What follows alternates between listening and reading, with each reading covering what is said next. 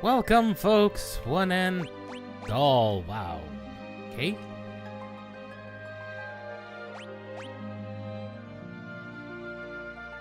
Okay, it's not recognizing my controller. That is really weird. What are you doing? What are you doing, Final Fantasy V? I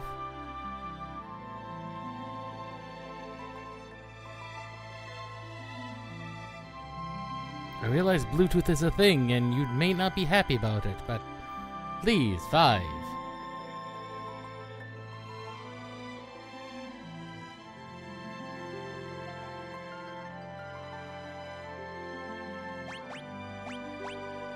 There we are.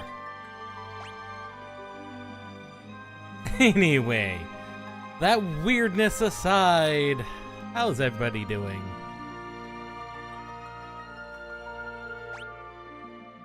Where we left off last. It's right here. Oh, right at the battle on the big bridge. Not the battle on the big bridge itself. We've already done that. And, no, we are at the third Gilgamesh fight.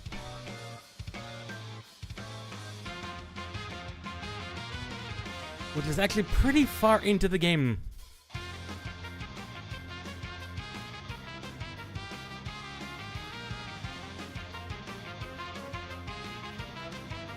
Yeah.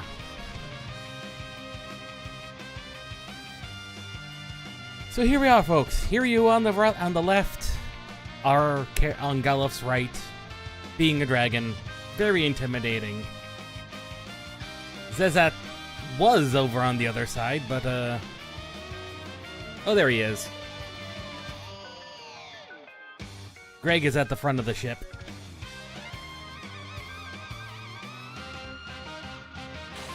Unfortunately, we gotta go through this guy.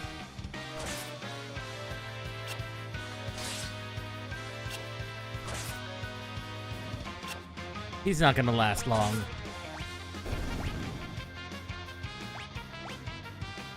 So,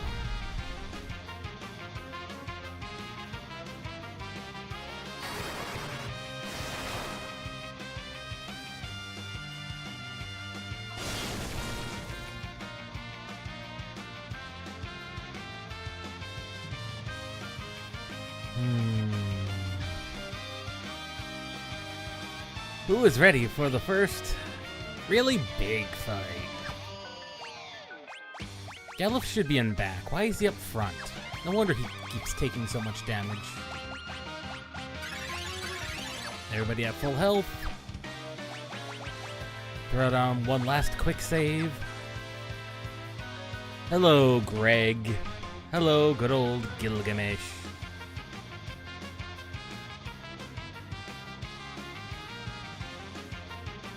Blue sky, blue skies and the rolling sea. Harsh it, we're harshing his buzz. Welcome to Greg 3. This Greg has 8,888 HP. He's also level 31. Other than that, he's not too bad. This is the first time you can steal a Genji thing from him. If you can steal things from him, you can get the Genji gloves. Otherwise, well, that's just a bit unfortunate.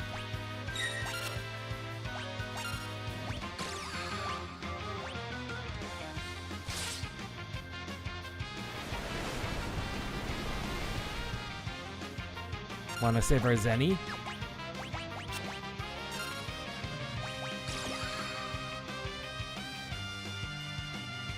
Now, we probably want to Bio Break on him, just to show off exactly how strong Bio actually is.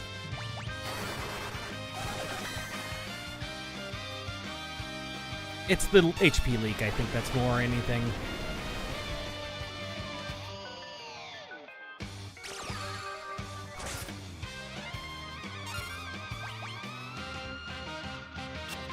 He cannot be tempted.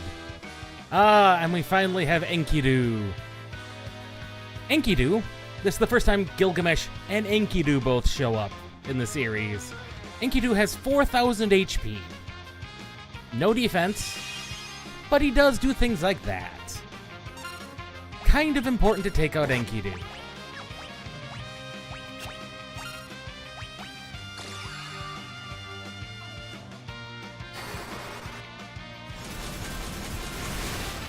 Easiest way to do that is going to be this way. Okay, that probably took him down to 1 HP. Zenny. Now, when Enkidu dies, Greg is supposed to say something.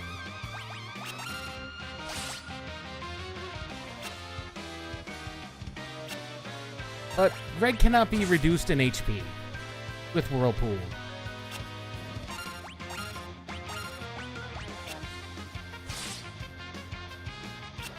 Oh, he also cannot be slapped.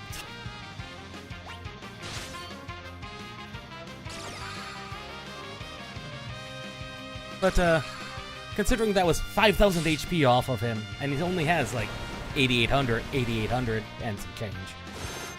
Oh!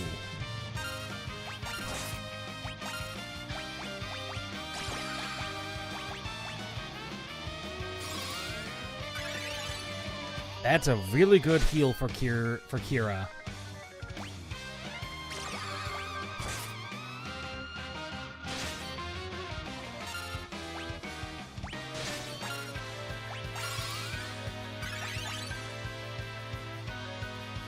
Yes! Lena Sword Dance! 2,000! And that's Gilgamesh down. Now, you can, in fact, get a different script out of here if you kill Gilgamesh first. But that's a little harder to do. Actually, that's a lot easier to do. It's a lot harder to kill Enkidu first, if you really want to do that.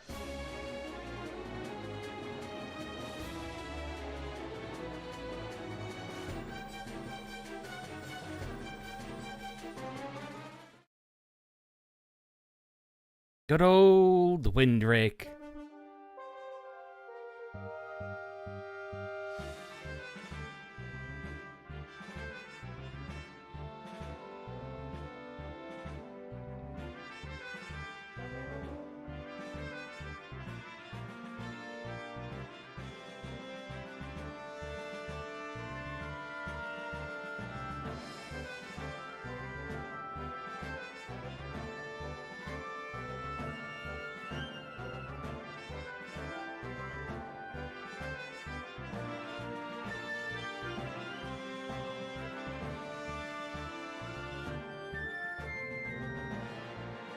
Okay, I'm just looking ahead, that's all.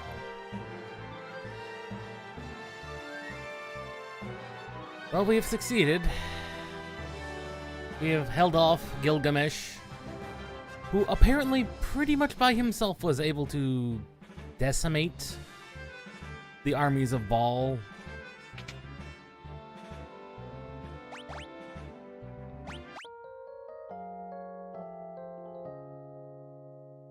Either we are really strong, or the soldiers are kind of weak.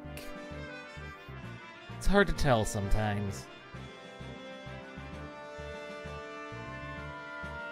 Now we get to see what Zezat was actually up to. Grab him to the other side of this weird box.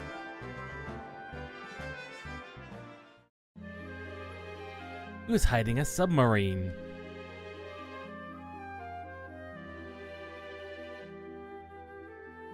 And why was he building a submarine?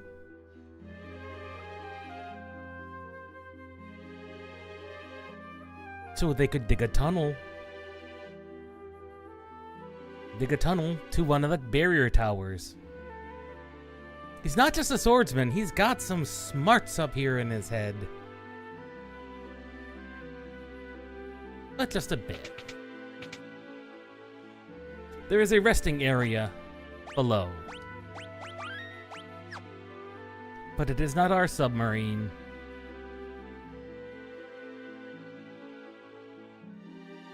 So we don't even get to leave. We don't even get to lay a proper save.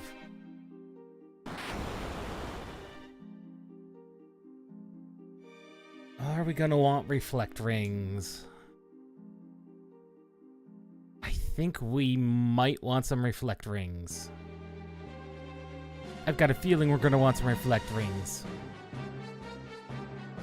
Yes, we are gonna want some reflect rings. There's 4 chests in Barrier Tower.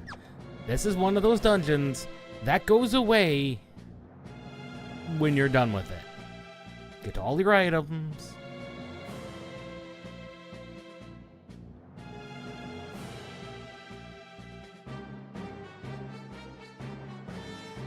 And we get Whisperweed.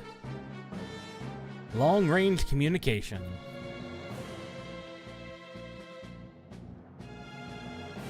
Now, why was I making this whole thing with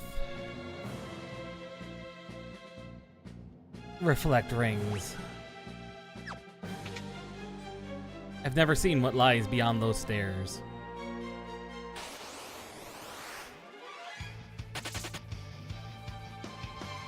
The reason is there are enemies in this dungeon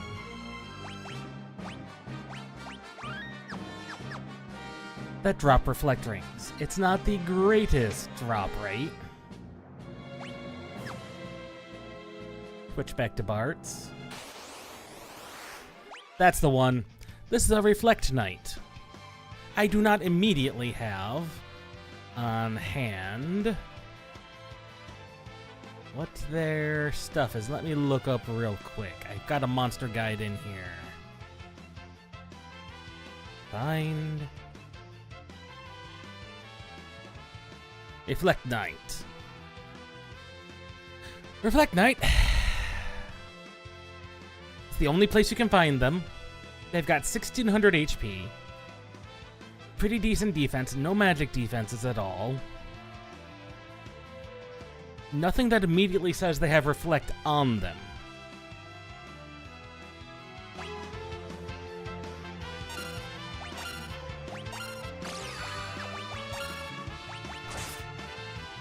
Okay, he can be charmed.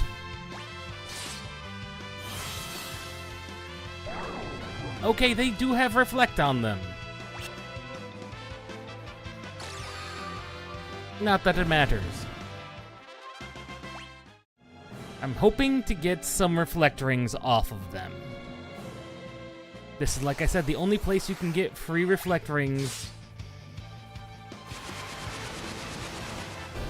Apparently Gaia does not count as magic. Interesting.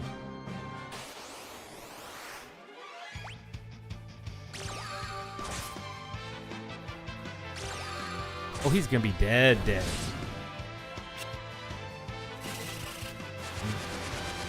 It's the Travelers that may cause us a little bit of a problem, because I believe they can cast Moon Flute, which is a berserk.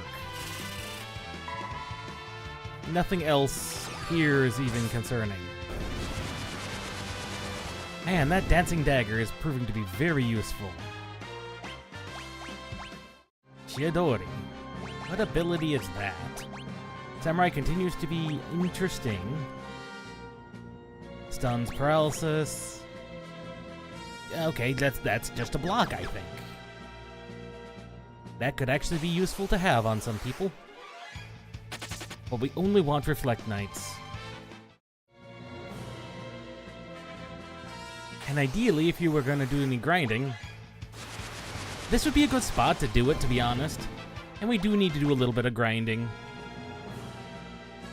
Because I think we are a little bit under-leveled, but not by a ton. I may want to unequip the sleep sword from Ferris, because it is causing her more headache than it is worth.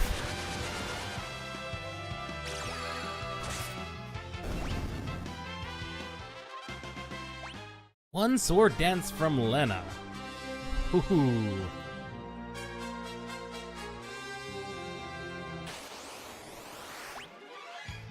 These Reflect Knight, it's not a great drop rate. Let's be perfectly honest. One of these days I'll remember to take it off of her.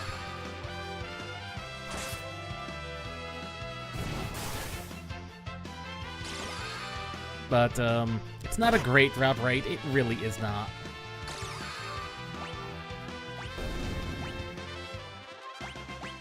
But with the save point right back there, we have infinite mana, basically. What do I have? That just deals lightning damage.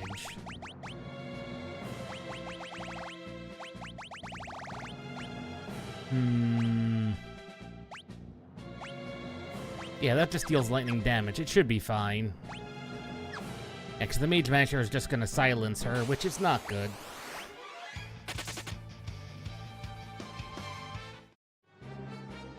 Now, the Poison Rod, as you saw, is not as strong as breaking a traditional rod, damage-wise. But that's fine.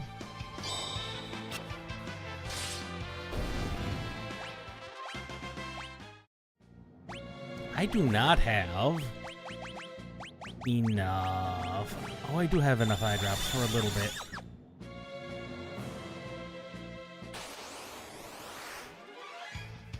That's why those neons are kind of annoying, because of the flash.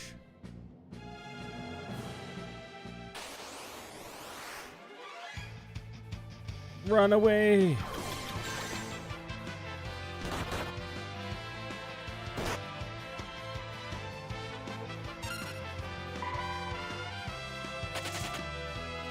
Thank you. Thank you, game.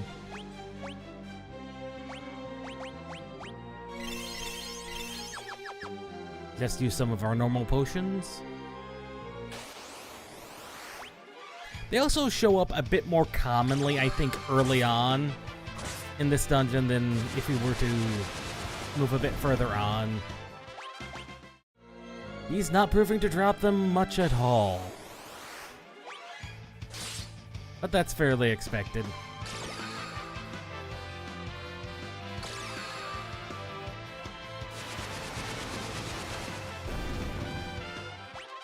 And even just these normal neons give a halfway decent amount of experience.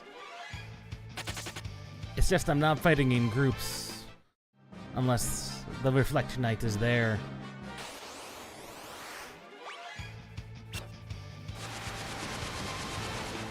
There's just no point. I mean, yeah, it's only 150 experience, but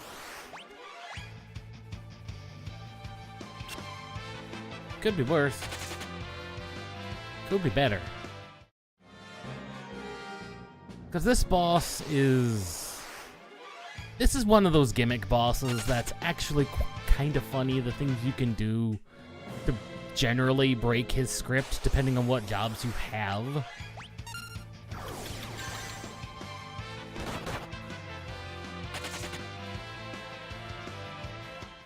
Oh, Ferris got aged a little bit.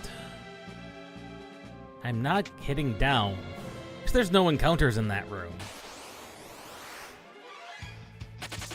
Thus, every time we enter that room, completely useless.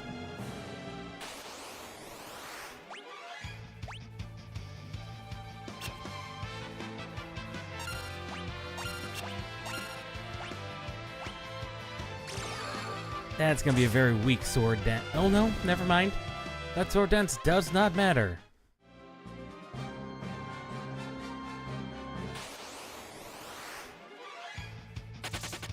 I know he can drop them. It is just a very low drop rate.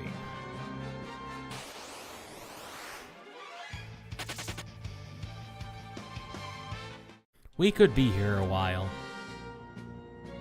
Why do we want reflect rings? That is the question. Maybe wondering why I'm so obsessed with these reflect rings dropping. Well, the boss of the world, who, believe it or not, is only 3 bosses away.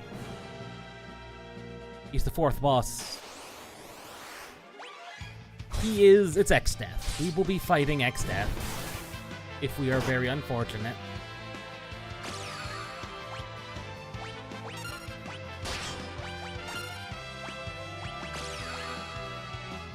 Yeah, we will be fighting X-Death. And Exdeath, as has been mentioned by Galuf, is a warlock. He's a wizard. It is a wizard fight with a wizard of the highest degree, but he's not just a wizard. I mean, yes, Exdeath is indeed a wizard, but he is also a wizard who did not skimp on physical activity. He's no rug wizard, but we're not going to Fork Tower to fight Omniscient, because Omniscient is stupid, and he has literally nothing we could use there. We also don't have any reason to go to Phoenix Tower, but we definitely have no reason to fight Omniscient. Omniscient is, for you who are unaware, one of the bosses in the game. He's a pure wizard, and a tower to where if you physically attack him, he will reset time. However, there are strategies involving silencing him that are very RNG dependent, but like absolutely necessary. Or you could like berserker him before he casts reset. If you berserker him, you discover the rug wizard, for lack of a better term, has a ton of points in strength, meaning he is quite powerful. And he will hurt you. And he will beat your face in because you made him angry.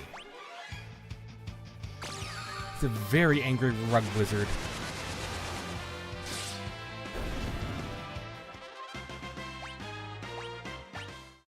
Galuf has almost mastered Geomancer. Good, because that means once that's done, we can shove that off onto, like, Ferris and turn...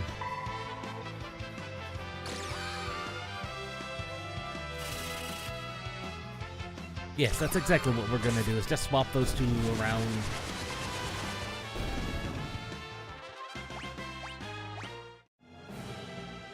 But that'll be a little bit, so... Ideally, everyone wants to be able to dance. Especially the Geomancer and the Red Mage.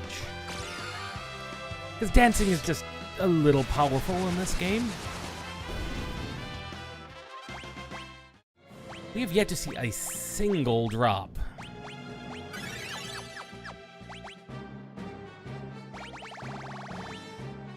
We've gotten us 2 speed shakes to drop from the neons, but not a single ring.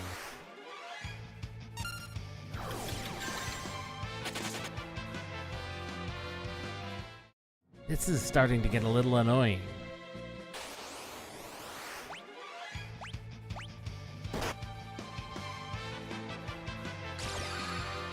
Something is gonna kill him, this much is certain. It's either gonna be Galuf, or one of the dancing duo up there will dance. We'll dance him to death.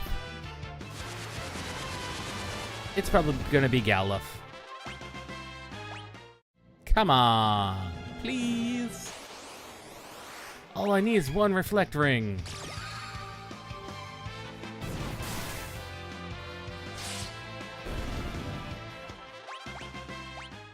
That's 3 speed shakes, 0 reflect rings. Ideally, I want at least 3 of them, but if he's gonna be this stingy, we may have to settle for 1, maybe 2.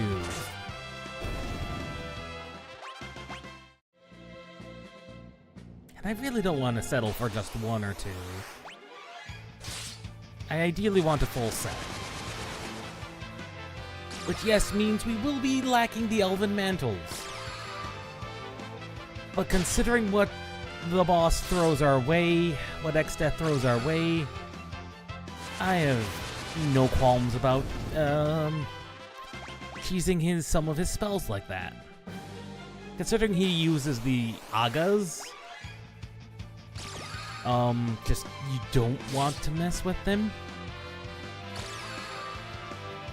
Plus, probably a halfway decent amount of magic defense from those, having those equipped also.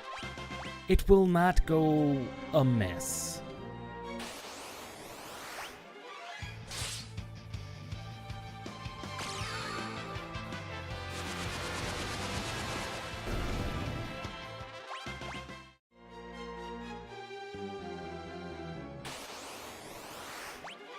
Come on, Reflect Knight. We just want you to die. And give us a ring.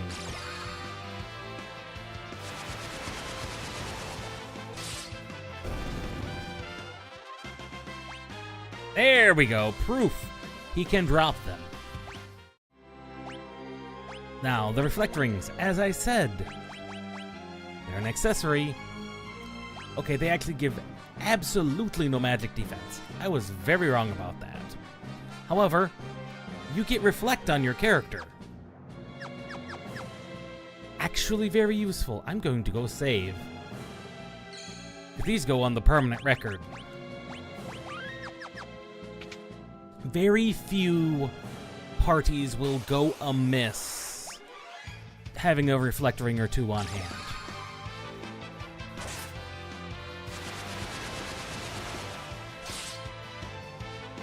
I can really say that. Because there's very few parties that will not benefit from having Reflect. Now granted, some parties are actually able to... No, the Ancient Sword's not a bad one, because aging wears off at the end of a battle. Most parties are able to cast Reflect in one way or another. If you've got a White Mage, you can cast Reflect. That's all you need. You've got Shell, you have Protect, you have all the useful spells you want. Now if you got something like a Time Mage instead, well, that's a different matter entirely. But, you also have Gravity Magics. You know, Time Magics. And Time Magics are pretty useful.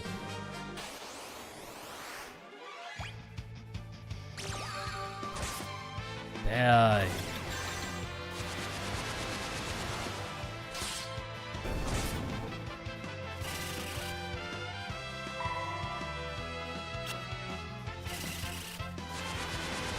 Now the Magnetite is just, they're just kind of funny. They just try and row you forward.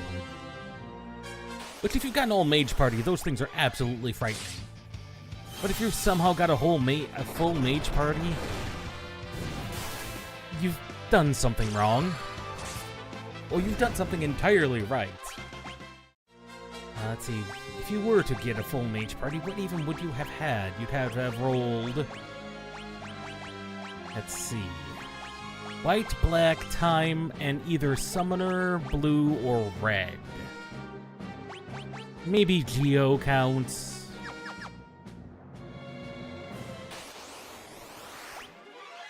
But, so there's several all-mage parties you could have. Of course, if you're rolling a blue and a red, well... Blue is its own kind of broken.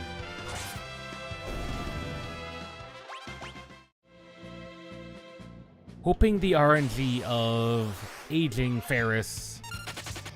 It just kind of eventually just causes the Reflect Knight to drop more rings.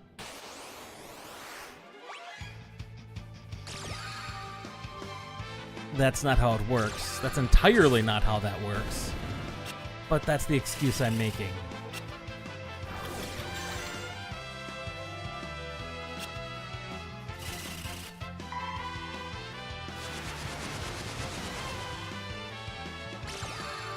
Oh, that poor Magnetite.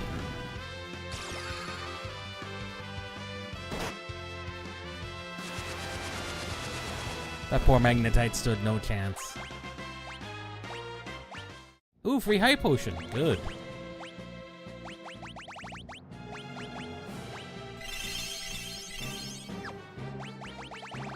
One Reflect Ring. I want 4. But I will settle for less if I have to. because the ribbon is actually really good. I may want to keep that. Oh, it's not a ribbon. The elven mantles are good, but reflect rings have some very specific uses. And this boss is one of them. Yes, 2 reflect rings. Excellent. We have acquired the bare minimum number of reflect rings I want.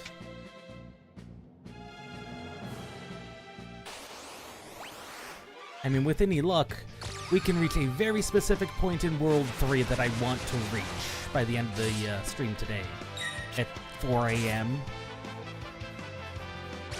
But we'll see. There's an entire possibility we won't even get that far. Well, not with Zenage and 73,000 gold. Yeah, we're just gonna throw like tons of gold at enemies at a very specific boss.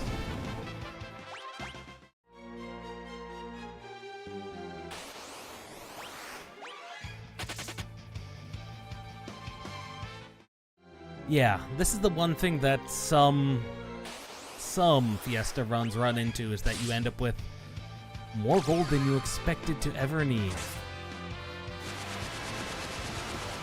This is not always the case. In fact, it's very rarely the case that you run into a situation where you have this much gil. It's just been a really weird run so far.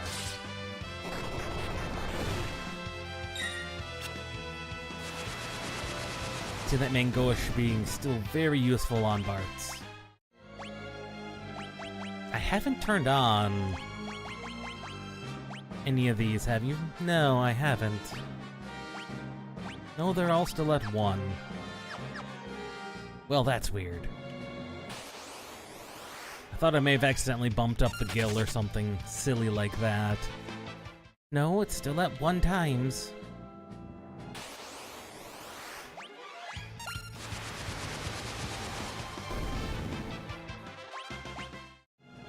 We have done 30 some odd battles since Galuf.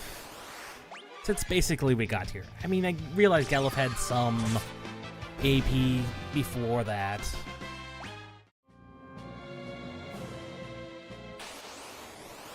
But since Ferris reached the spot of being almost mastering Red Mage, we've done 190. So that is one of the only 999 abilities in the game is Red Mage's dual cast.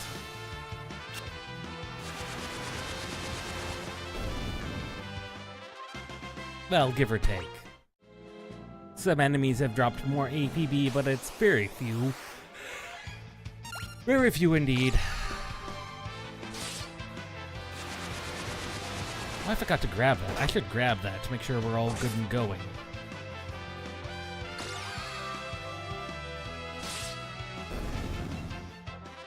So I'll be right back.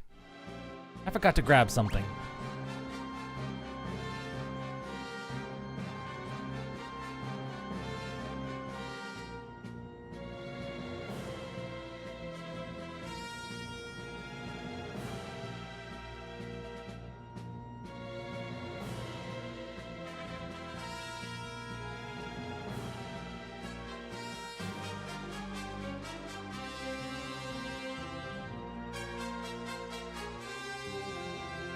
I had to grab the energy drink before it exploded. I put it in the freezer when I got home from work.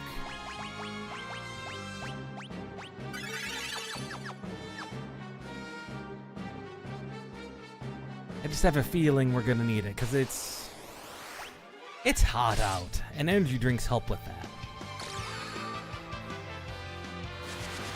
Maybe. Well, that's not good.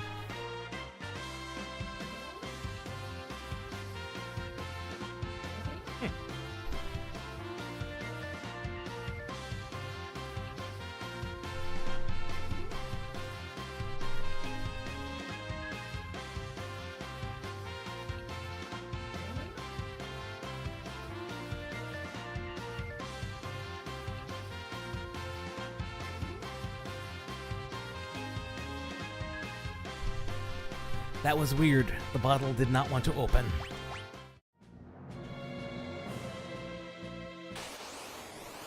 Not only did it take 2 hands, it took 2 hands and prying.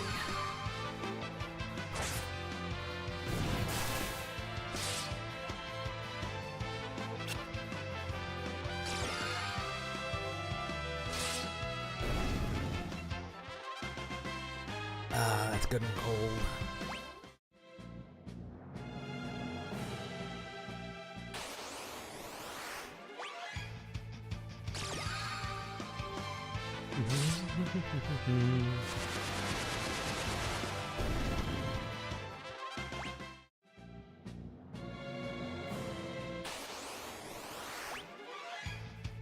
I just need 2 more reflect rings. Come on, reflect tonight. Give them to me. Be a good boy.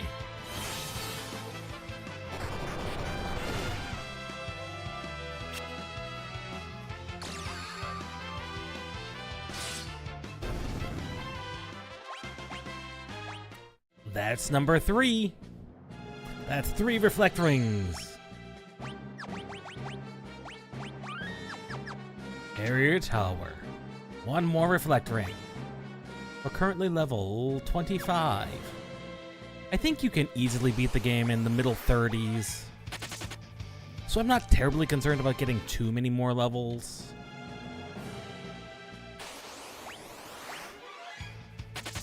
But levels do never hurt.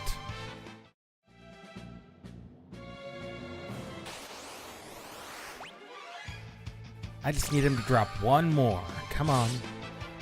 Yeah, it's not even a steal off of these guys. That's the wild thing. It's like, it's not even a steal. It is a you have to let them drop it. Okay, that's enough energy drink.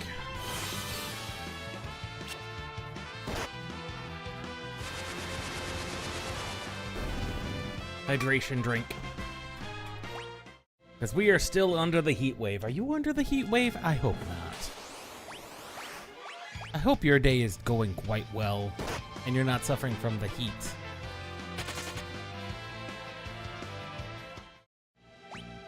Hopefully you've got air conditioning if you are in a place that's warm. Hopefully your air conditioner's up and running. Me, I haven't even installed mine yet.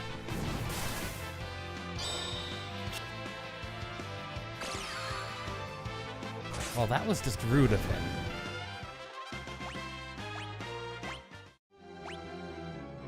Because now...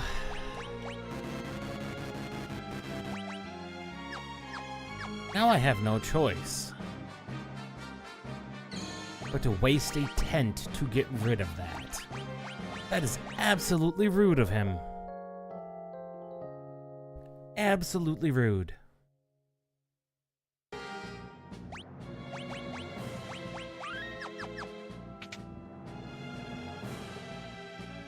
This grind will go either until the 4th ring drops or 1 o'clock. So by 1 o'clock, we're a quarter of the way through what we're allowed, what we're going to stream today. Because tomorrow, we're going to stream tomorrow night as well. But that one's going to be at 2 a.m., so that's going to be a shorter stream.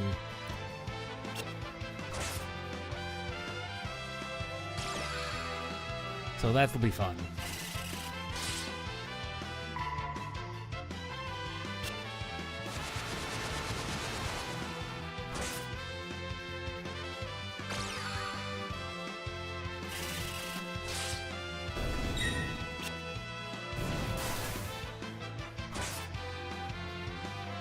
There we go, Bart.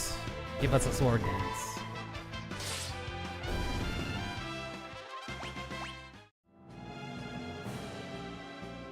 I am beginning to fear that my rod, the overall number of rods I have access to might be a little low. How many more do I have?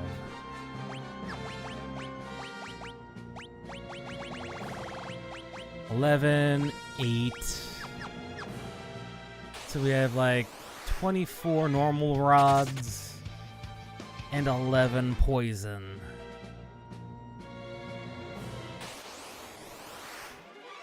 That could be good. That could be enough.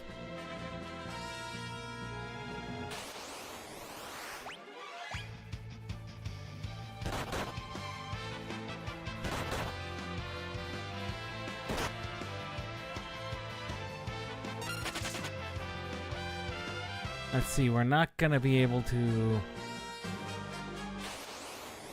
because once X-Death is... Once we beat the World 2 boss, we don't... We're just gonna have to be very sure about what we do with air. Because I don't have any spare equipment. We'll probably have to buy some spare equipment. Just to make sure we have enough.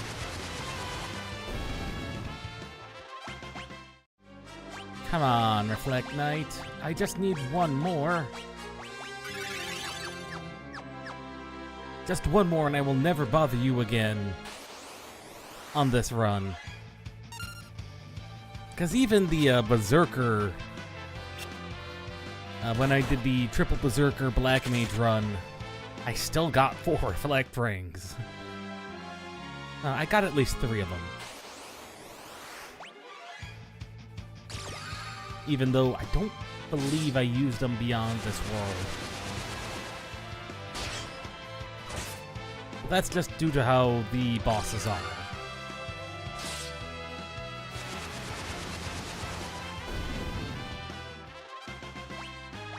There we are. We have reached the point of equilibrium, folks. We have all 4 Reflect Rings that we will ever need. We never need to bother with those again.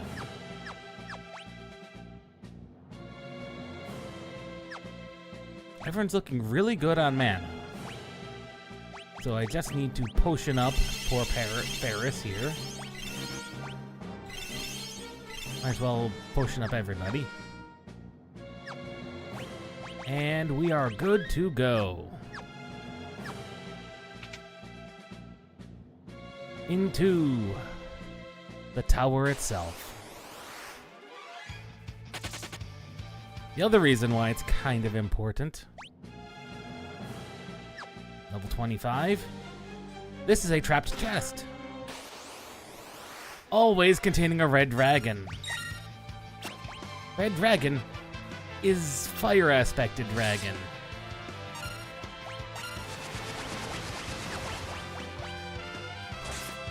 And has like 6,000 HP?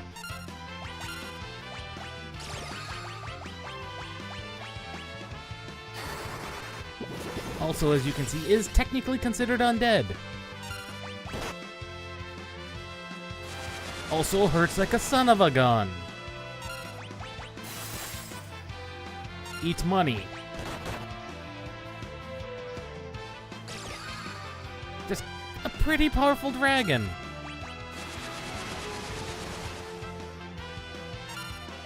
Eat money. Or not.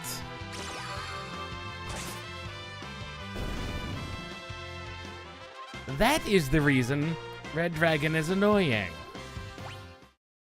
Atomic Ray. However, Blood Sword. So, definitely worth it. Now, Blood Sword is not as broken as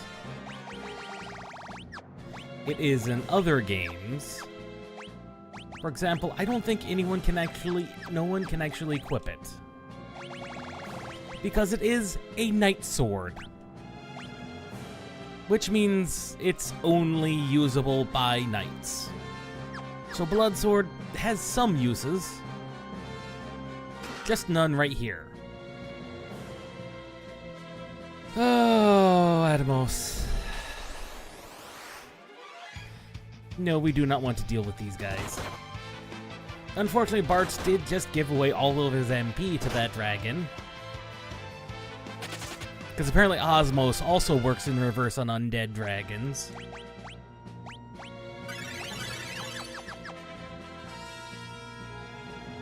Which who would have thought that would be the case?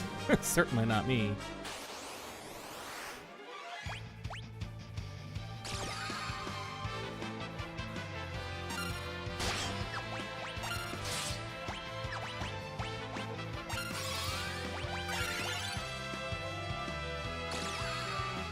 Yeah.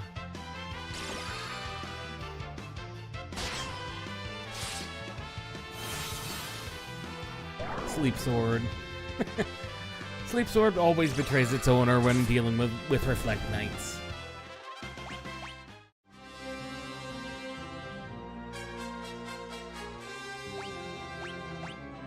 Just slightly annoying.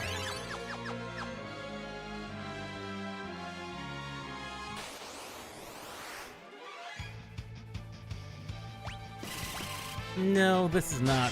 I don't know. It's actually not a bad one to. It's actually not a bad combo to have, because the Magnetites will pull us forward. Unfortunately, Ferris is going to be asleep a lot of the time, I imagine.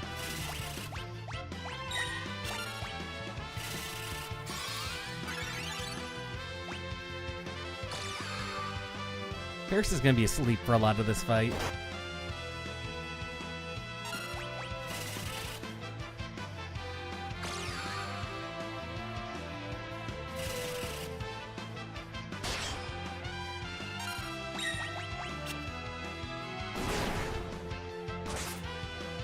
One of these Reflect Knights will die first.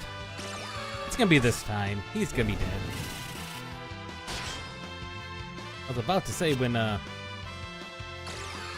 once that sword dance goes off, these Reflect Knights are just gonna be dead.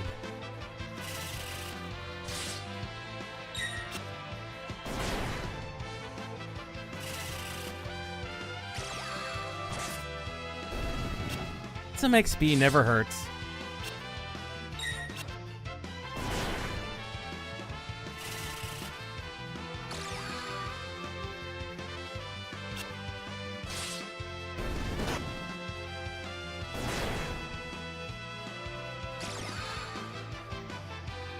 Oh, Bart's got himself up to full mana again. That's very good to see. And Dancer still proving that we give him a good dagger, he's worth his weight in gold. I would love to give him, like, the dancing dagger, which is really just a good dagger in general. 4 chests. We are halfway there on chests. I see you there. Even more gil! We could straight up afford 2 speed shoes. Just without even worrying about it. Just 2 speed shoes. Hermes sandals are an endgame accessory found in Mirage Village in World 3. They're 50,000 apiece. It's the free haste is just really good. I actually didn't see everyone's health when I opened up that menu.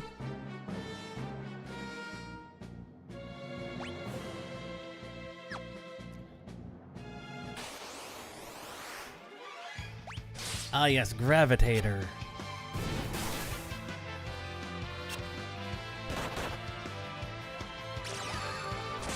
One of those enemies that kind of are just annoying, or can be. Not the worst enemy in the world.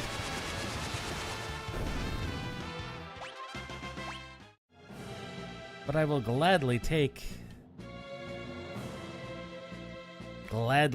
the easy fight. He's outside the generator room.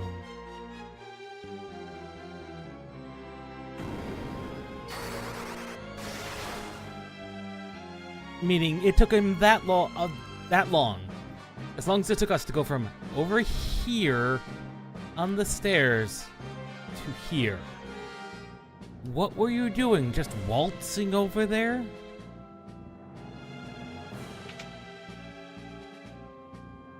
What is that? Level Trickers. One of those enemies that casts the level appropriate spells.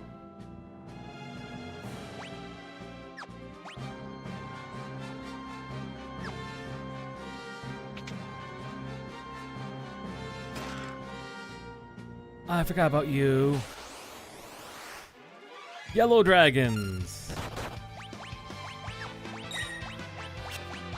Poison rod, dance, you Gaia, you Xeniage. These guys are like the red dragons. They've got like 3,500 HP. Oh no, they've got a lot of HP. Never mind. Only they don't have atomic ray. They have their own problems that I kind of do not want to deal with. But as you saw, they're weak to wind. Like absurdly weak to some wind. Not all wind, apparently. They're a bit more physically powered.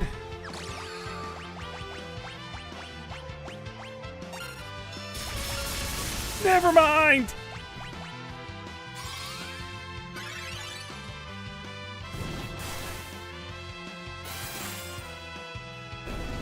Never mind. Just throw Zenny at the problem, and the problem goes away. And the gold hairpin. This is going to actually go on Galuf. As you can see, it cuts MP usage in half. Suddenly, all the relatively expensive spells you thought you had, now they no longer matter because you can theoretically just spam them. Granted, we don't have the MP to just spam a ton. But with his ridiculous magic stat, compared to everyone else in the party, it's absolutely ridiculous. You want a Geomancer who can cast actual spells.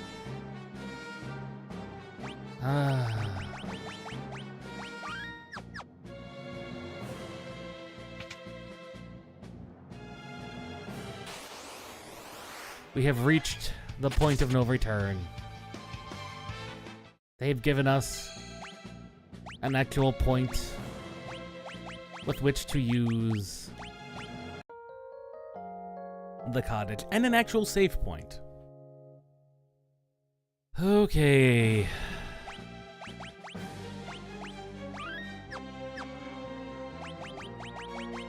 What does everyone have as abilities? Level 3 red.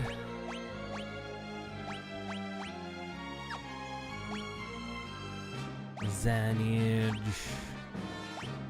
Red magic. Only red magic. Okay. Who's ready to snap some rods? Because we have a boss.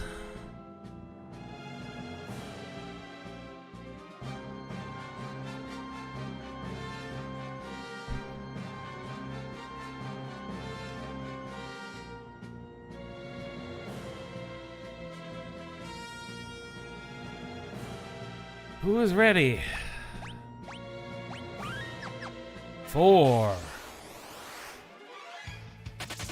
I forgot that those things existed. Who is ready? 4. Atomos. Okay.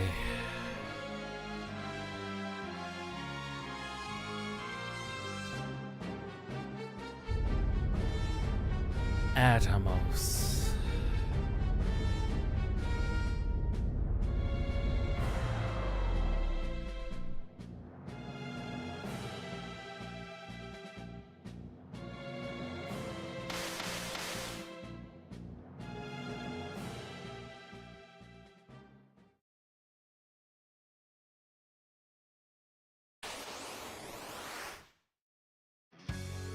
Atomos has a very specific thing he tries to do. He will kill a player and then slowly draw their body into himself.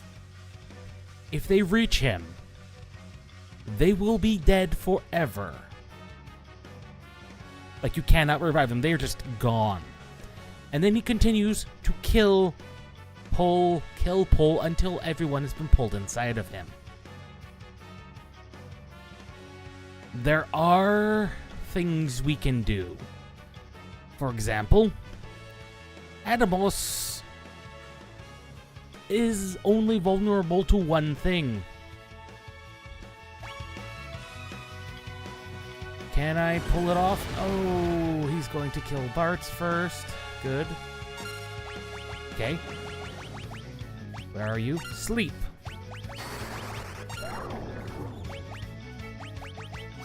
He can be slept.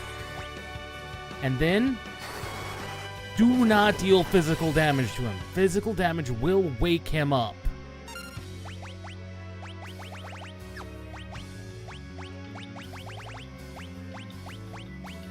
This is why having a red mage is kind of useful. Poison Rod. I think Gaia will work on not waking him up. If he does get woken up, we can always re-sleep him.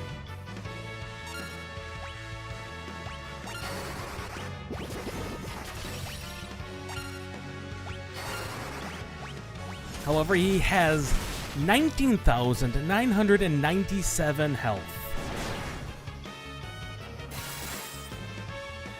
Which is a lot of health.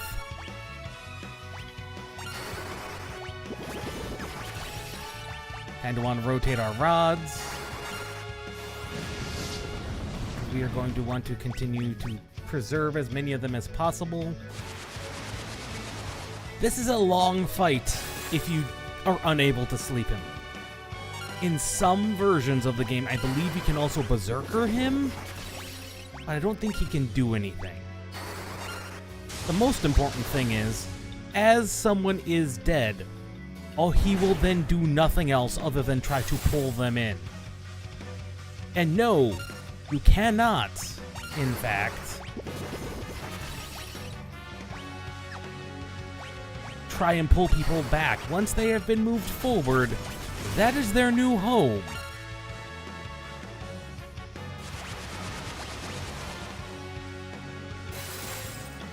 I think that's the last. There we go. That's why Xeniage is still very useful. We lost a lot of money in that, but we killed him.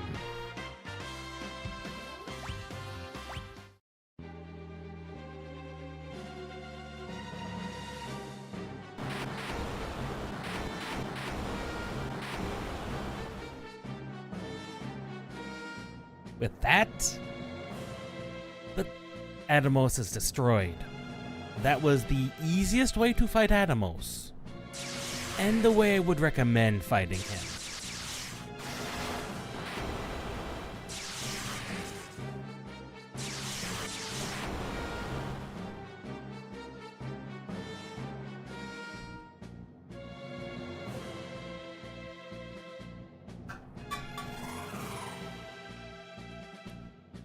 And the Windrake is here to save us once again.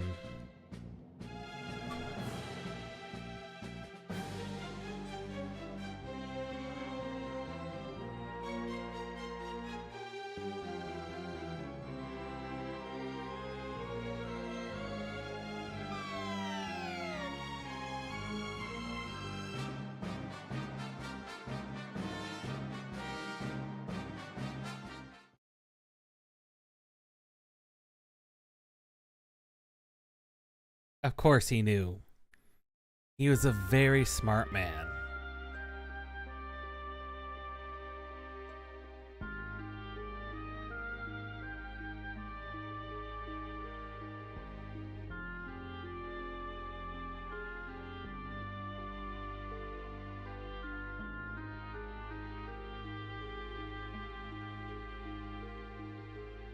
Zezat was a very smart man. Probably the strategist, I would say, of the Warriors of Dawn.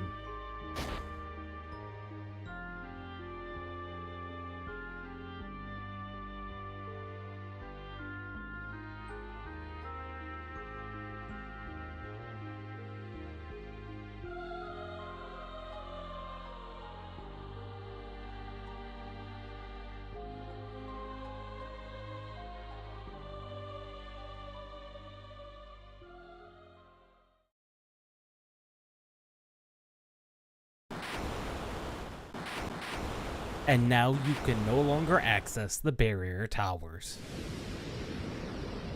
But with that, the barrier's down.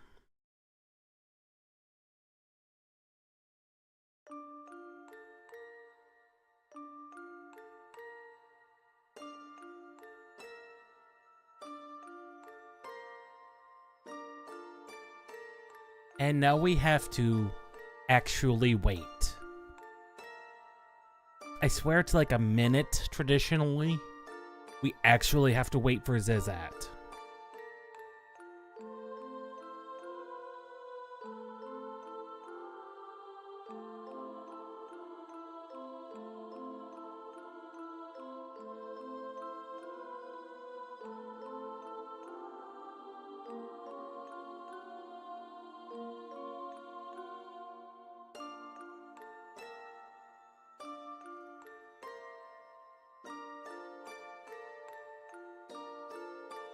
I'm actually not sure if we can survive that. Oh no.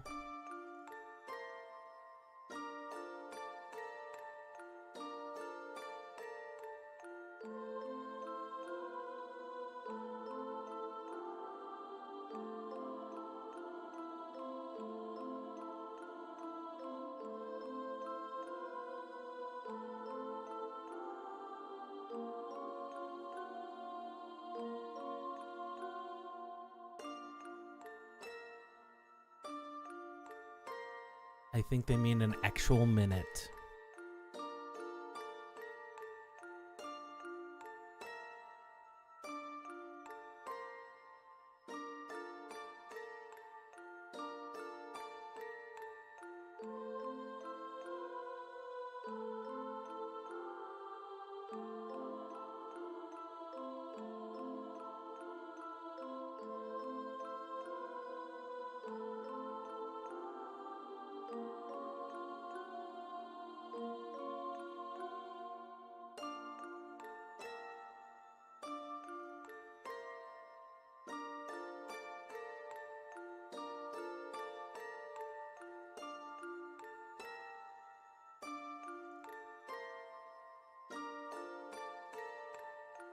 I swear he changes his physical expression.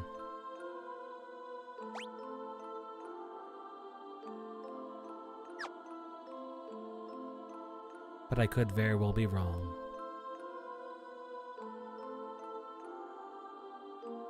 There we go.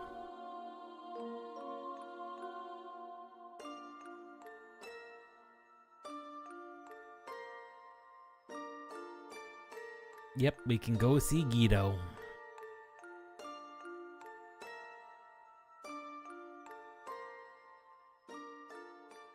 We now have our boat.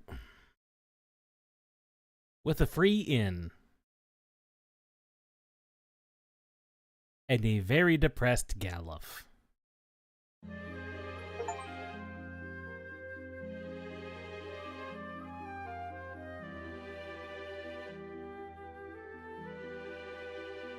Now the Windrake, fortunately, is just right over here.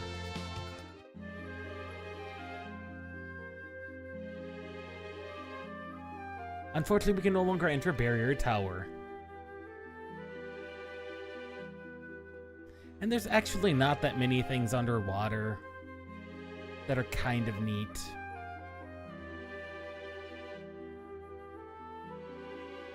There's Guido's cave.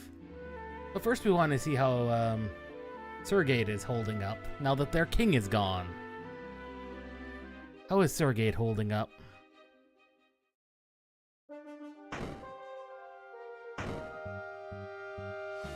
More important to protect the castle than ever.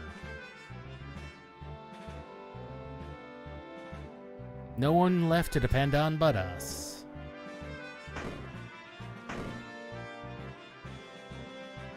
Very true. We do need some more houses and things. Specifically, I need more curative items. Where are those? Are those even available here? Yes, they are. Surgate has a massive castle. A massive shop, I mean. Here it is. Unfortunately, the inn at Castle Surrogate is now full. What an absolute shame.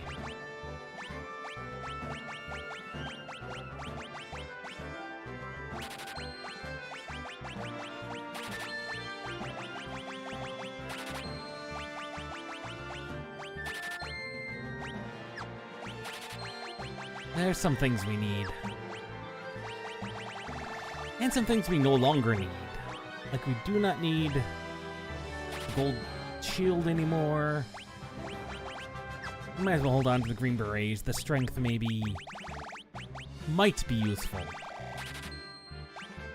Sadly, the blood sword is not something we will ever use. Ancient sword, okay, that's useful. Wizard's hat, no.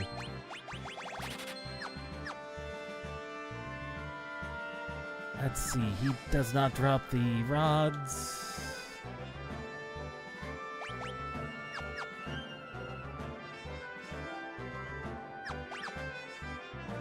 The magics we could get if we had any other mages. Break rods, if they existed, would have been beautiful. But they do not. In fact, I don't think there's anything that we have immediate access to that can cast Break, which is Petrify. And some of the bosses are actually weak to Petrify. It's actually quite funny. You can petrify some bosses. And it's like they do not have a way of showing that. It's actually quite funny. I needed cottages. There were no cottages in here, were there? Cottages or tents?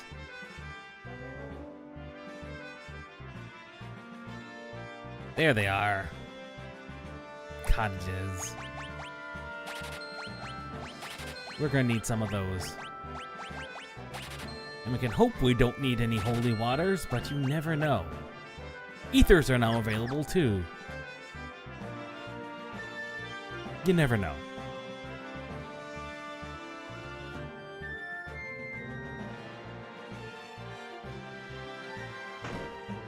We are unfortunately stuck at most with level 3 magics.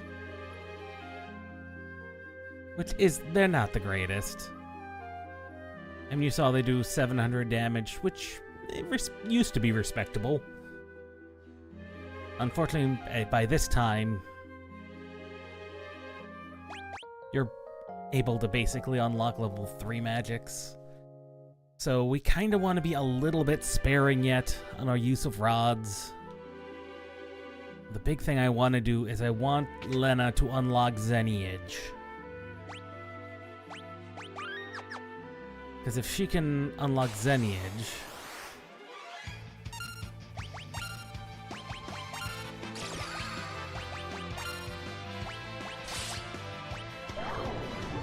Okay, these guys can be slept.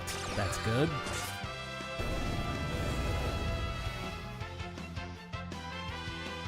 There's just a lot of good things. If there's a good reason we want other people to have Zenniage.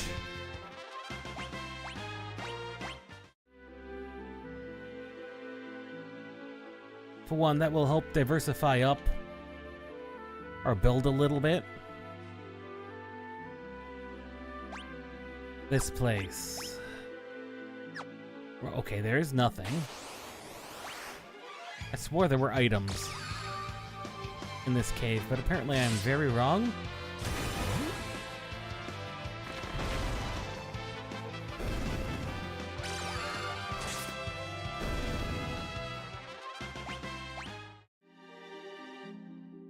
Take the stone.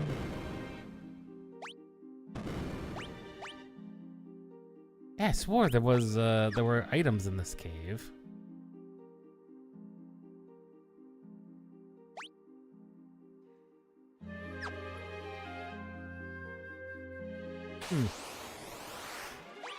Ah, no, there's Metamorph. This man will just transform into various enemies. Do not let him do that. He does, however, have different drops depending on what you let him transform into.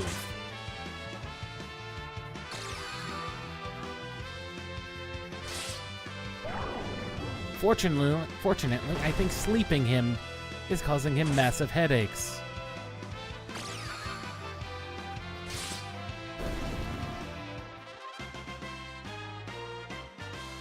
However, he doesn't give any experience to speak of.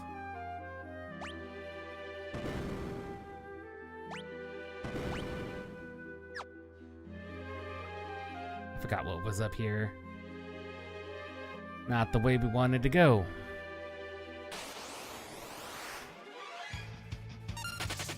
I was thinking the other day about all the Final Fantasy games I've played and their dungeon mechanics.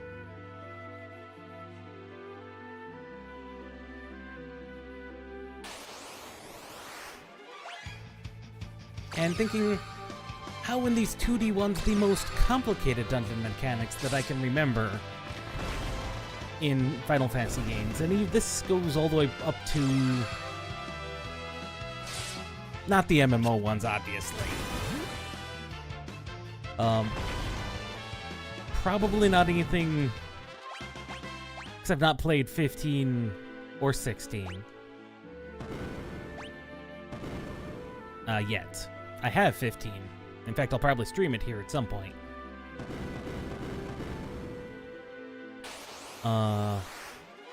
But their dungeon mechanics all more or less boil down to maybe a couple of path choices. No really interesting mechanics. I mean, these Switch puzzles are about the worst of it. Maybe some dungeon hazards, like some moving floor tiles, moving floors, you know, those things. And those are kind of rare. Really? I swore. I must be thinking of elsewhere. No? Okay, he just became a frog.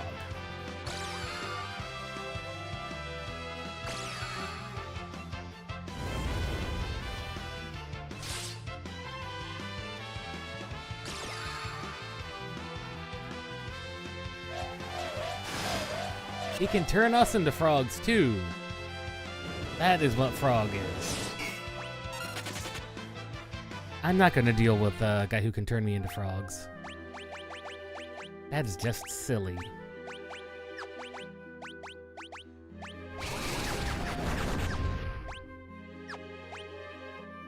That is, in fact, just extremely silly.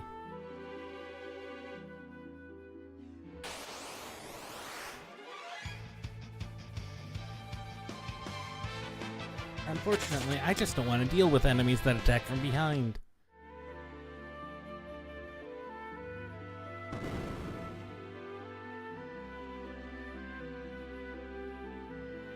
The minimap spoils a lot of things, I think.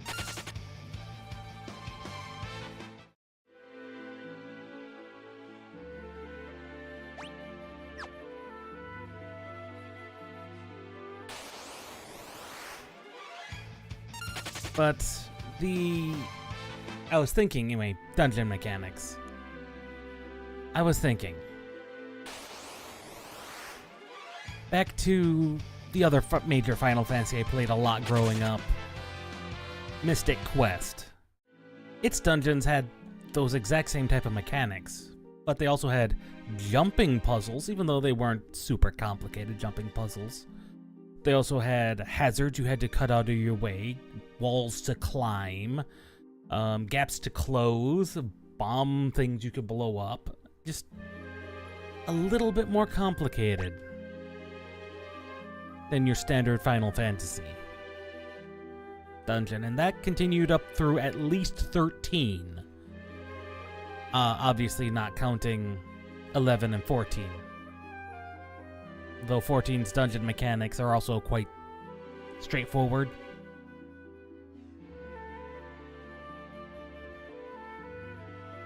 Anyway, we found a turtle who does not appreciate Bart smacking him and roughhousing with him like that.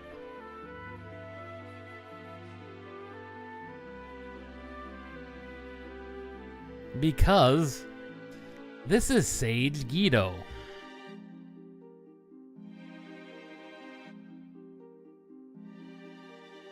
By the briny beard of Neptune.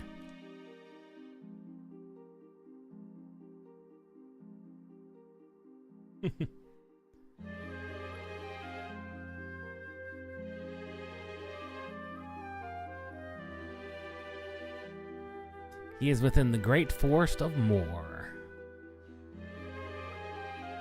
sprawling west of Surgate, his birthplace.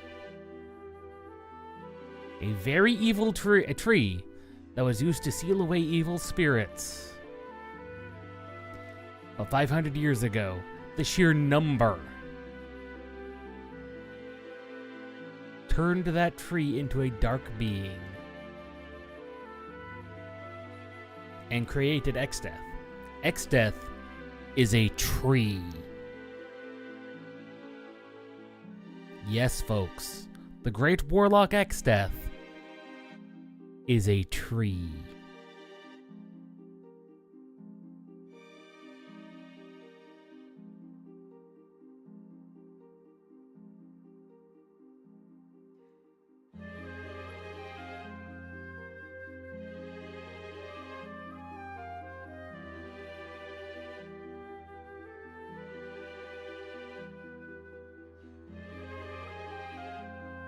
So, Exdeath is a tree. A 500-year-old tree who's just very angry and upset. Possibly because he does not know why he's angry and upset.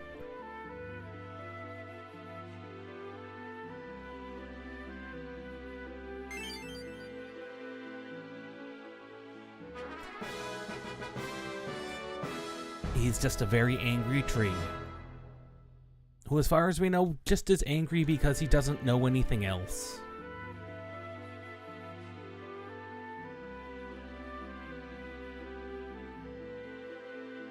Three more bosses remain before the end of this world. We should be able to get through at least 2 of them.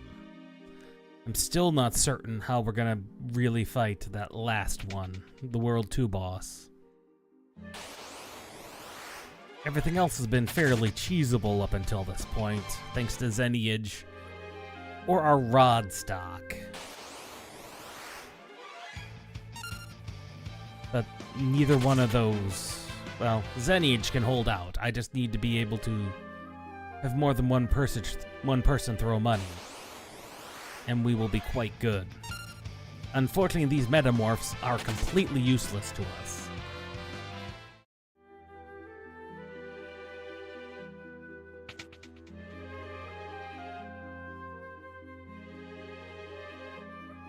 Because we need less than 100 more APB in order to, I believe, have Lena throw things around. I believe that's what it is. Samurai. Let's look. Samurai. No. Oh no, the key already knows Xeniage. So that's a level 2 one.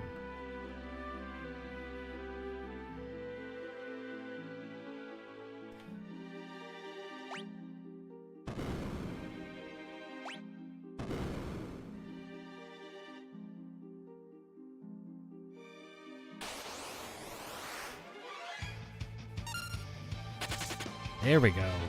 Alright, she learns equip katanas next, which allows you to basically transfer your samurai strength around. This is actually one of the reasons the equip X is kind of useful for a lot of things. Because, like I said, I could give any character samurai strength, which is really good.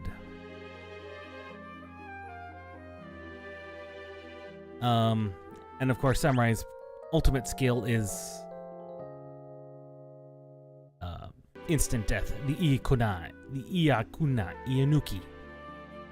That's what it is. It's not Iakunai, Ianuki. You know, the Sheathe your blade. Do your thing. Unsheath your blade and they're dead. You know, that traditional samurai move.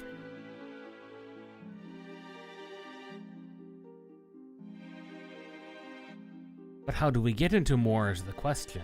Well, remember how I mentioned that town had a lake next to it? The lake is a saltwater lake that is here. I kind of want to get equipped katanas. I really kind of want her to get equipped katanas. What's Bard working on? Bart's is working on... He's working on equip ribbons. Hmm.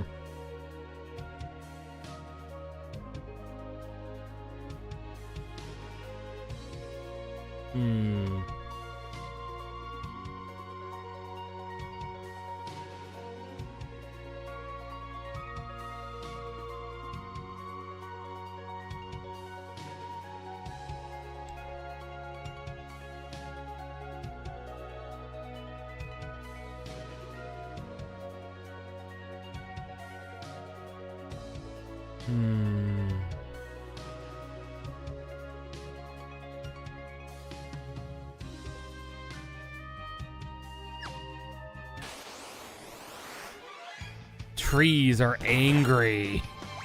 These are some very angry trees.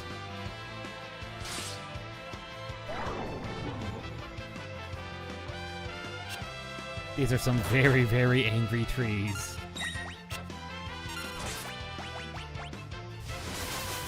Very, very upset trees.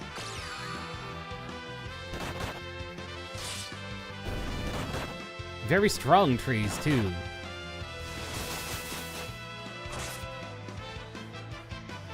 Unfortunately, lacking a way of renewing our rods, we will not be snapping them for easy wins.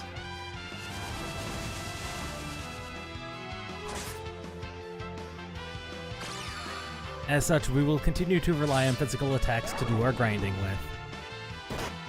That sleep sword is coming in very handy. The number of things that can be, in fact, slept is a lot.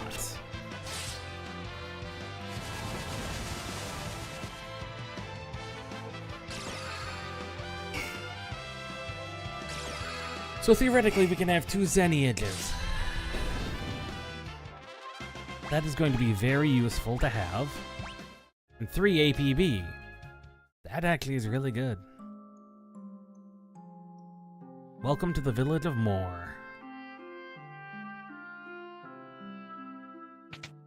The village of Moor. There's 1 item in here. And I know well, I don't think we can get it yet.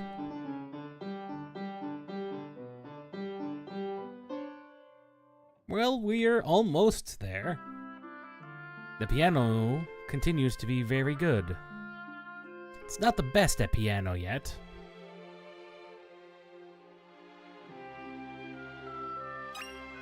Oh, the second Mangosh is here. Right. There are 2 of them. I forgot about that. Ah, the diamond equipment. This is the resistant to lightning stuff.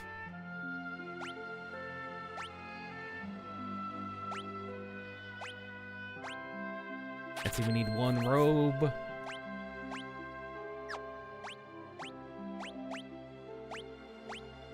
One armor, 2 plate.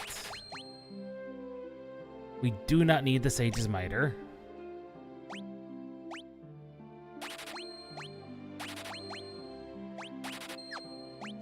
We still have tons of equipment, however. No. Elven Mantle. No, Elven Mantle. Does he get the... Yes, he equips the Mangosh. And you, no, keep your Elven Mantle.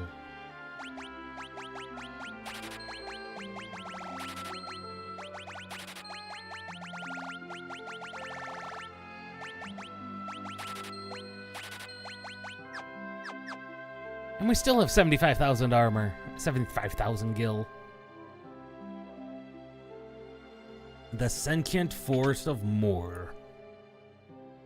I don't think they're gonna have any good... Oh no, Wind Knife.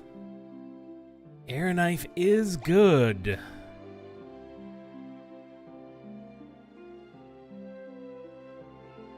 Now see what it says here. How it says, infused with the power of wind, that tells you that it casts a wind spell and strengthens wind magic, which means it's got a boost if you casted wind magic. That is good. I'm going to pick a couple of those up. And I'm not going to equip them. We are not going to be equipping them. We are not. There's in fact no need for us to equip them. Because I believe everyone has what I want equipped on them. It's not as strong, but the block percentage, that's good. Dancing Dagger casts dancing, which is good. Main Gosh, again, parrying.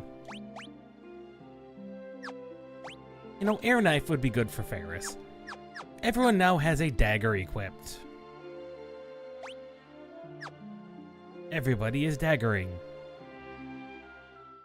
Again, the dagger class in 5 is just really good. The Forest of Moor is just up ahead.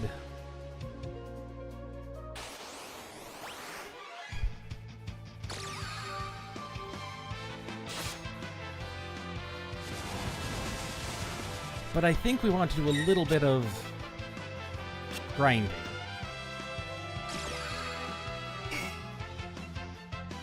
Mainly because I want that APB. I want to equip katanas on Lena at least. Even though we're probably never gonna have it used other than to boost the stats. It's for... If we can transfer it to, like, Dancer, that's going to be that's going to make Dancer so much more powerful when he gets his sword dance off.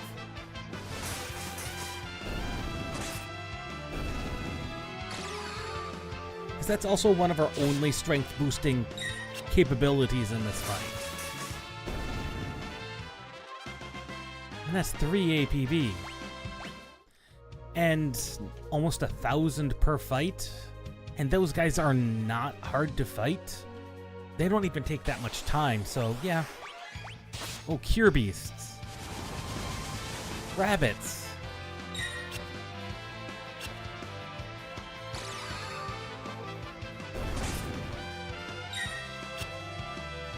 I do not know why these are called Cure Beasts. I think they can cast Cure. That's why they're called Cure Beasts. Not that it's gonna do them much good when we can just out-tempo them like this. But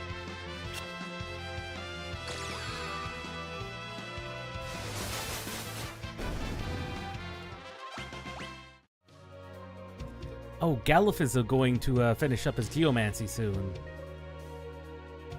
That's gonna be unfortunate.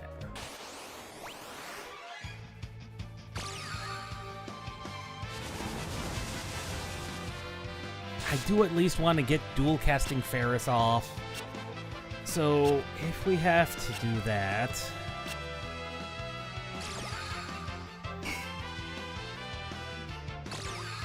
What did Dancer... Oh no, that was Equip Ribbons. We do want Equip Ribbons. He's just gonna have to stay Geomancer for just a little bit longer.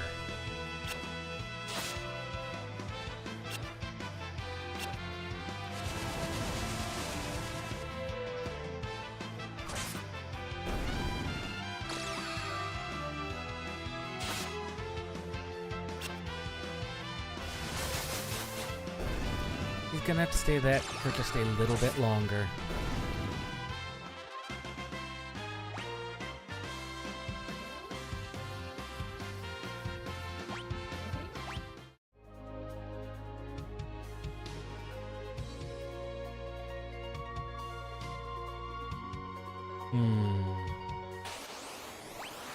Cure Beasts.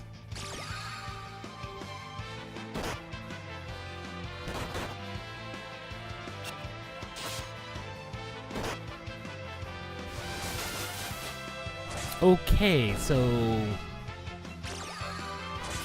honestly, the best thing to do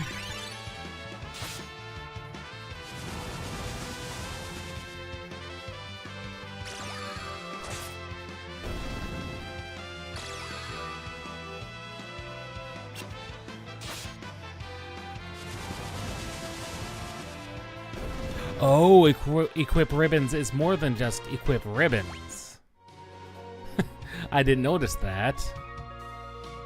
But once Bart learns equip ribbons, it also lets him equip other dancer exclusive items, of which there are 3. The man-eater, the rainbow suit, or dress, and the red shoes.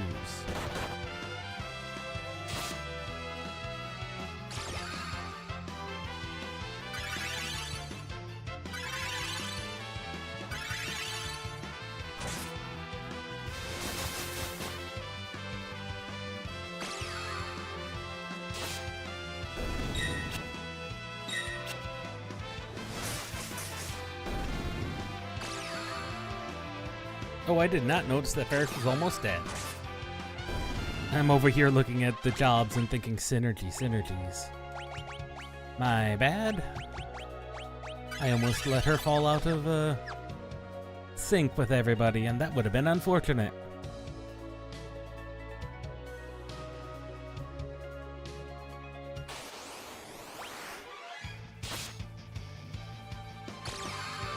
Air Knife is yet to go off. I'm actually quite disappointed that it hasn't gone off yet. 2,000! That is what a true sword dance is capable of.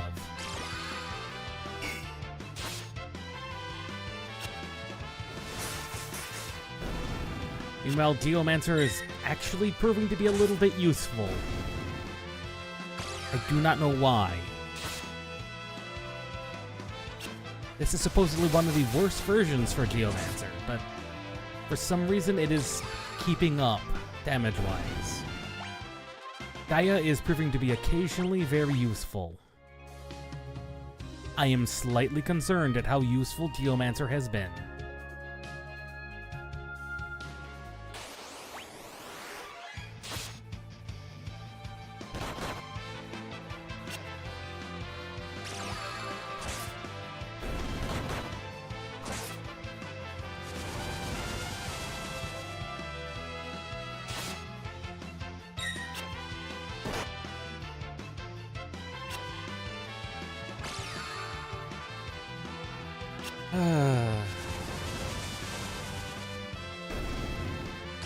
Yeah, I think it's mostly that Geomancy does not trigger off of specific things, like sleep or otherwise.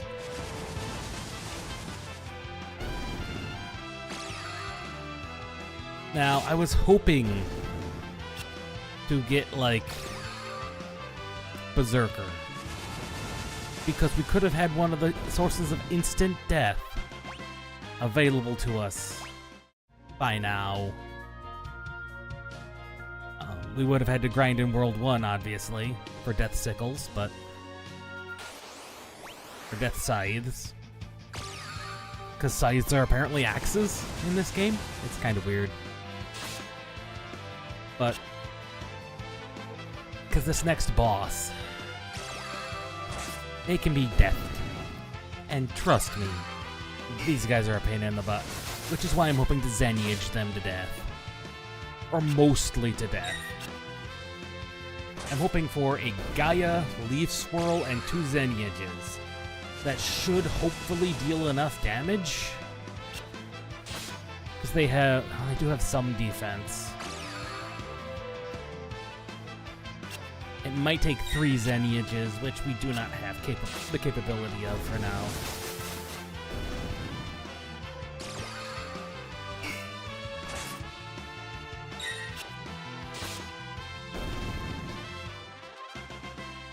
Galuf has mastered Geomancer. Good for him. Unfortunately, I do not currently have a desire to do anything else. I'm trying to keep this as legit as possible, not using any of the boosts that are currently available in the Pixel Remaster. You could, in fact, just multiply your APB gain by 4 times and master these jobs a lot faster. I mean, we would get 12 APB per battle if we were doing that. That would enable so much quicker mastering. It's ridiculous.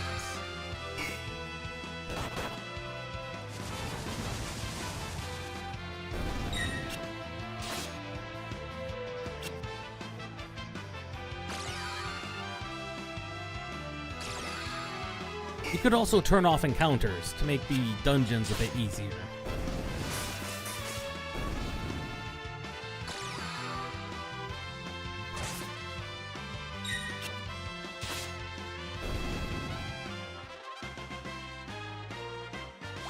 And there'd be 20 more encounters on that scale. I think that's enough for now. Because I don't want to spend all this time grinding.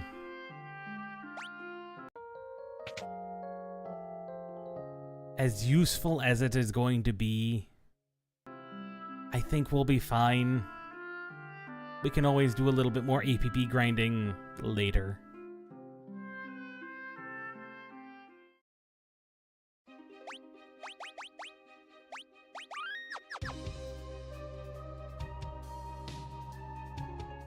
Entering the Forest of Moor.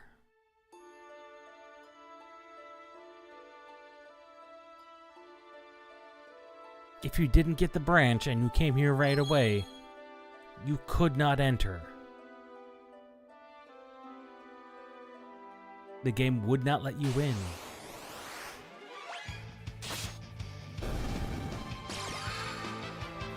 The mini magicians. Those things can hurt a lot. Mainly because they will do that. Other than that, they don't have a ton of HP. But they will osmose you pretty hard.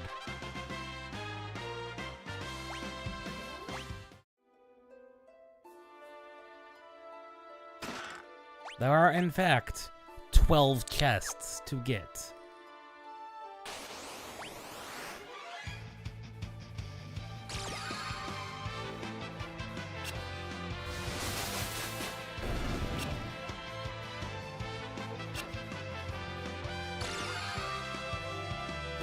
I do not remember these things having a ton of health, but a decent amount of APB.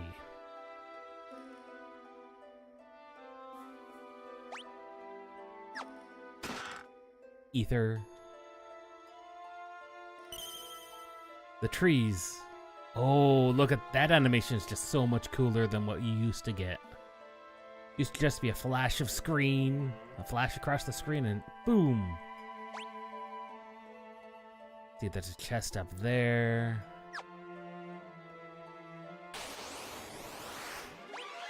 Ah, these imps. I remember these imps being a little bit annoying.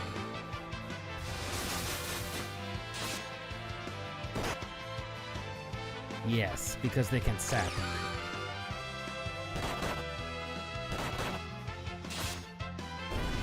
And they've got a decent amount of health. Whoa. Mr. Fly. Can you please not? There's one chest. I do not remember if we have to get it or not.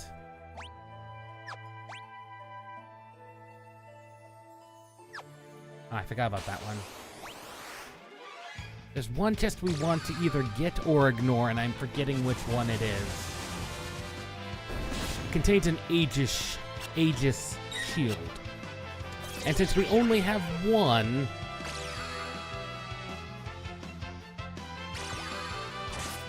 shield user, that's the Aegis shield we want.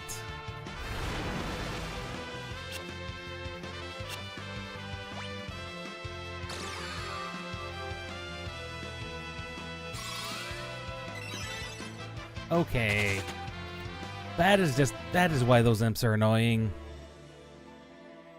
They just are. Phoenix down.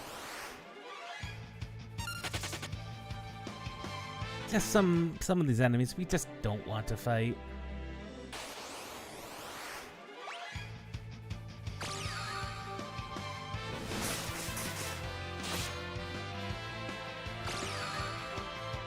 We'll at least keep one turned on our side. Not that's gonna do us any good.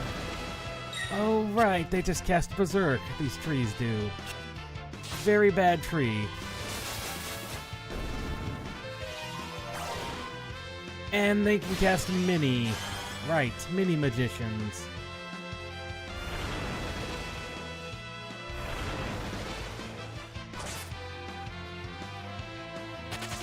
Let us go, please. Thank you. Fortunately, we've got an easy way to get out of Mini. Hello, Mr. Fly.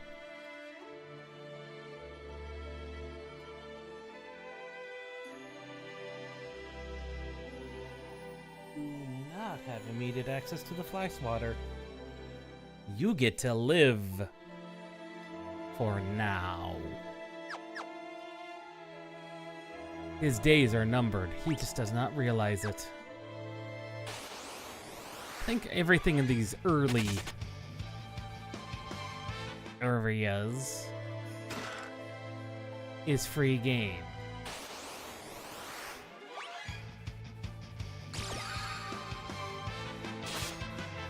Kinda want that fly to die.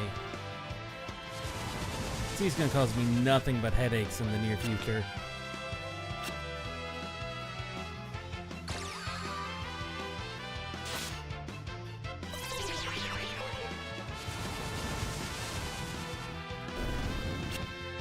One dead imp, and 2 dead imps.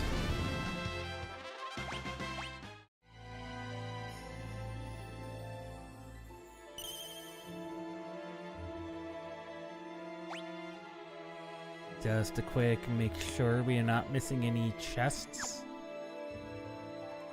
Because some of this forest we will not be able to come back to.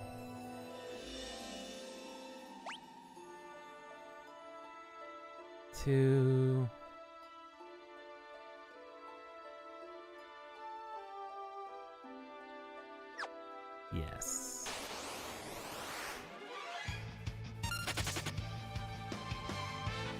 I can say this with certainty. Some of these chests will become unreachable. Like Goliath Tonic. The trees are just...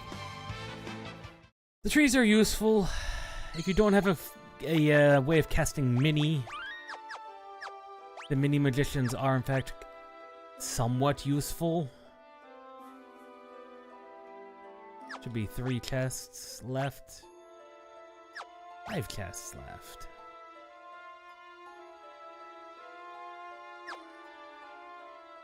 Interesting.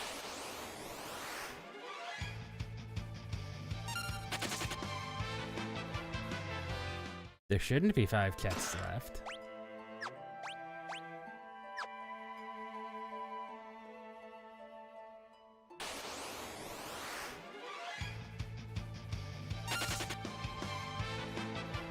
There shouldn't be that many chests left. Collected 50% of the treasure chests.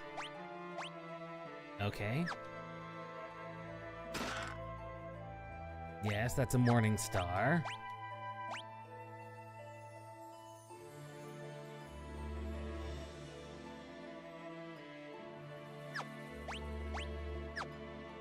It says there's 3 more chests.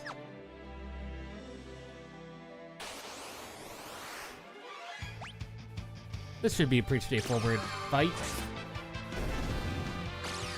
Especially if we can get Mini Wizard to cast Mini on some of these guys. Which he's not going to be able to thanks to Ferris.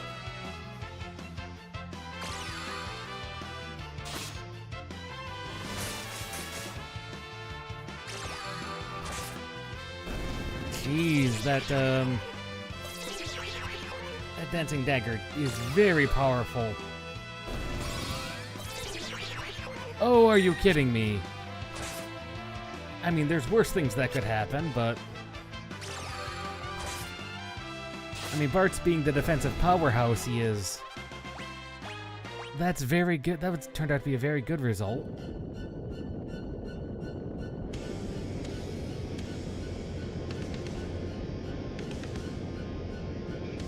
Remember how X-Death was able to sink Guido's island? He set the forest on fire.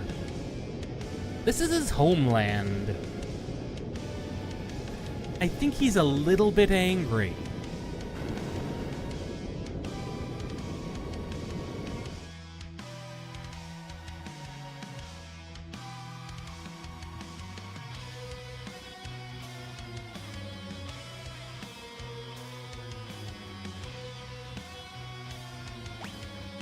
I need to get, is it? Yes. There it is. This item, and just this item alone, if you grab it now, it's an Aegis shield. If, after this is done, and the map transitions, this chest will still be available, but it will no longer contain an Aegis shield. It will have a flame shield. That's right. The sword can change, the shield can, in fact, change properties.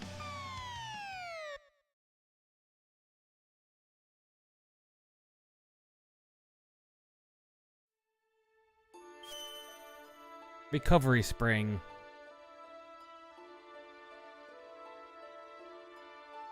And now we have to wait. Again.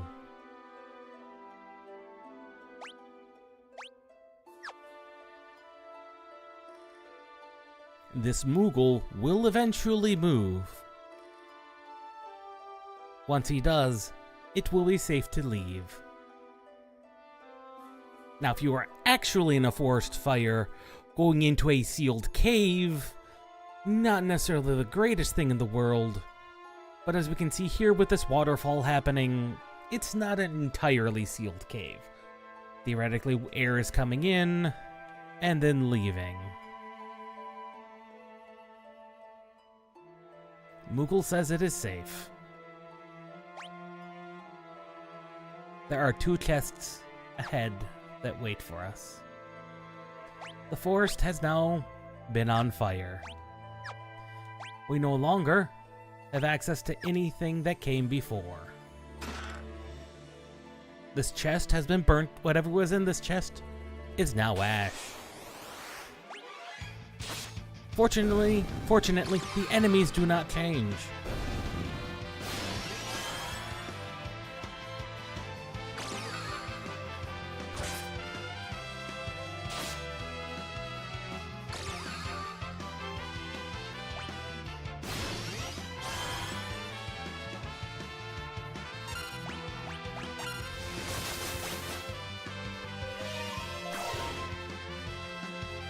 Unfortunately, miniing the wizard does not make him any less of a wizard.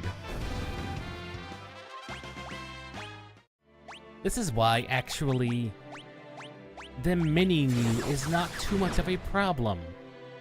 Because a legitimate strategy for this next fight is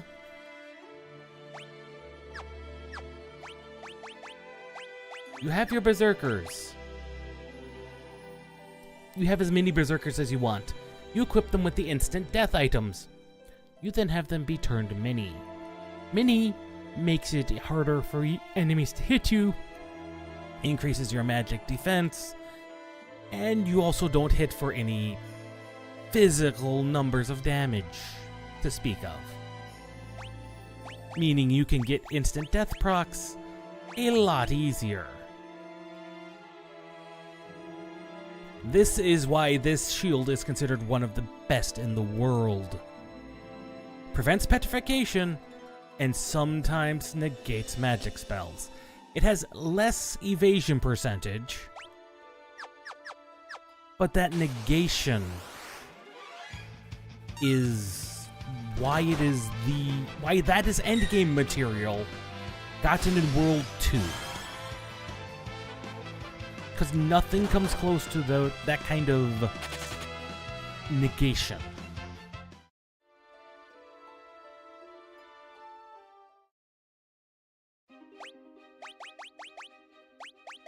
Alright.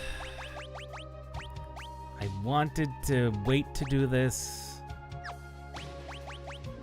It is time for Galuf to be... No, he cannot be the dancer. Lena shall be the dancer, who can hurl Zenny. And you shall be the samurai, who himself can dance. You equip your Aegis shield.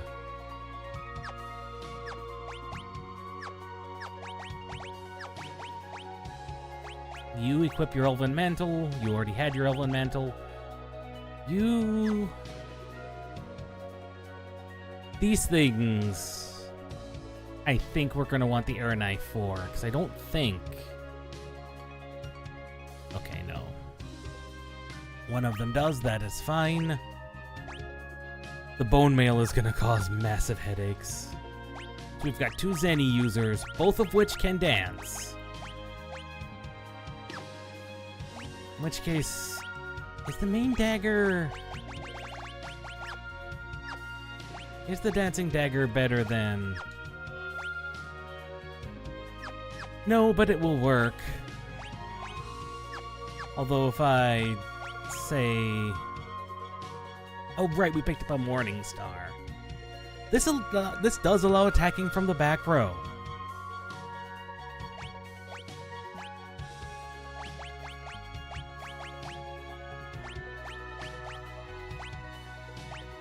If we Air Knife and then give the dancing dagger to Ferris, we now have a potential of up to 3 dancers. 3 people who can dance. And poor Galuf never does get to dance.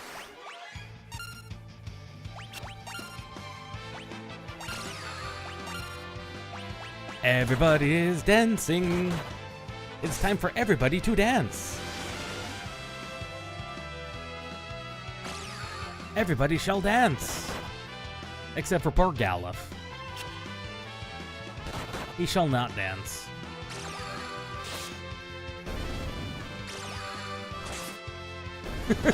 Two sword dances in a row. That is so powerful. 3 sword dances! And you got to see what a 4 sword dances in a row. Wow. 4 sword dances and an instant death.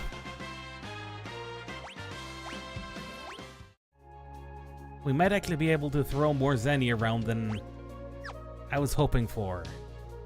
The Samurai get Zenny very early, don't they? That's like their first ability, isn't it? If that's the case, we might be able to throw Samurai... Yeah, because then we can throw Samurai onto Galuf, and then we can just 3 Zenny this... I really don't want... That is cheesing the bosses. But I really don't want to... Oh, this boss, however, can be a pain otherwise.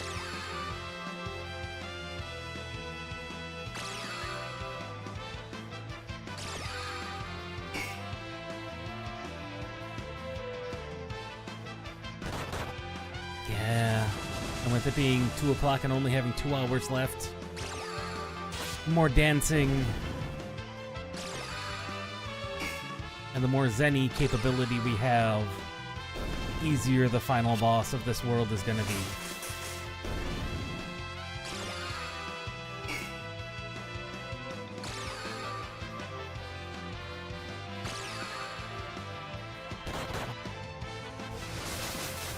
Everybody dances.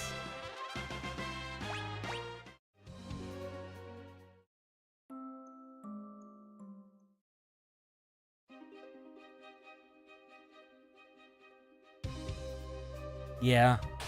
Let's see if we can't get Zenny on everybody.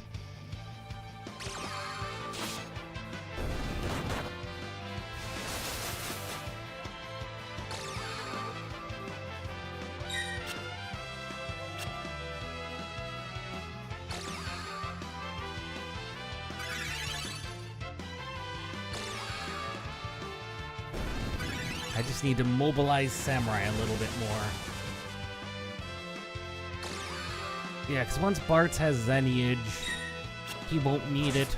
We can switch Geomancer up to him. And once Galuf has Zenage, we could put it back to Lena and just have... Yeah, and then we can have Galuf continue to be a dancer. Oh, because we really want... No, because then we can put Bartz back to being dancer. Because we really want that equip ribbon on him. Just so he can start being the non-dancing dancer.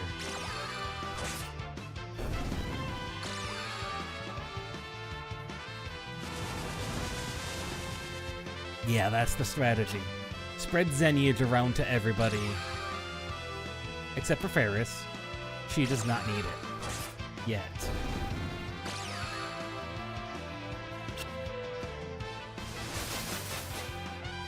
Although it's not going to be hard to spread it around to her if we really want to.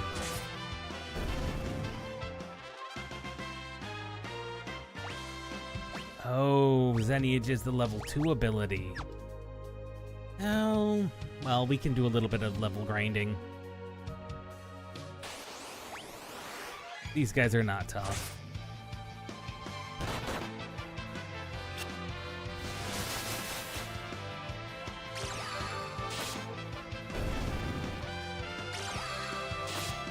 Yeah, and we're now seeing a lot of the reason why Dancer can be quite useful in a lot of compositions.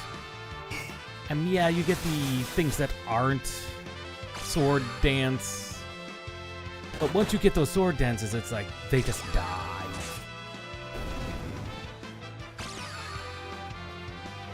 And it's not like the other three dances are bad. But they have their uses. And there's actually quite a few uses.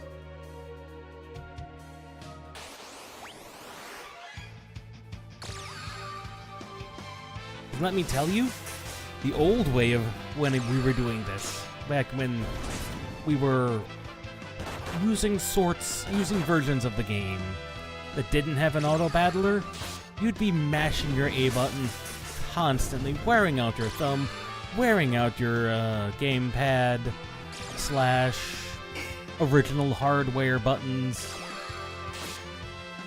Honestly,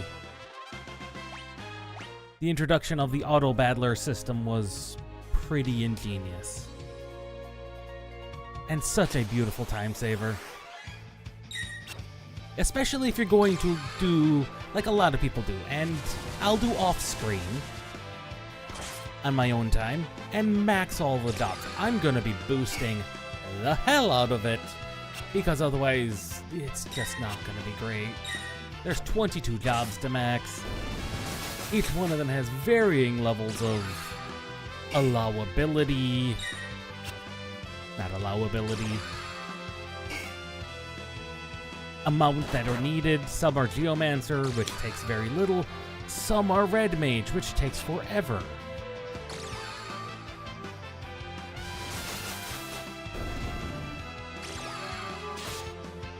With everybody dancing, except for Galuf, everyone can keep themselves topped up. Full health, full mana. The only downside is the animations are still here and they do take a little while.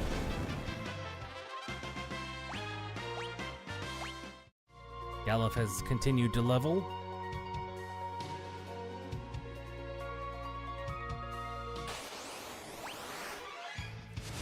And the Cure Beasts. I would be worried about how badly they're going to die, but they are going to die very quickly.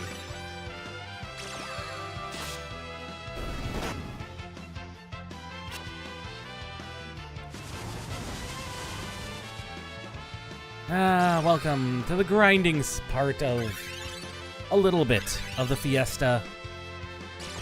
We're here in the Forest of War, grinding a little bit so I can get Zenage on 3 people.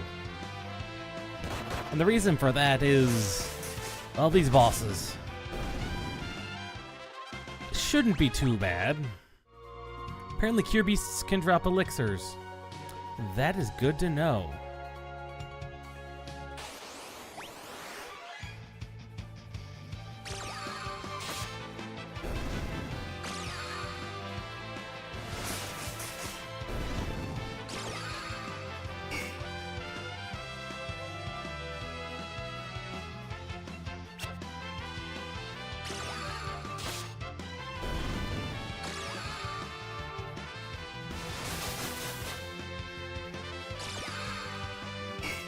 Unfortunately, these trees do not have any mana by default.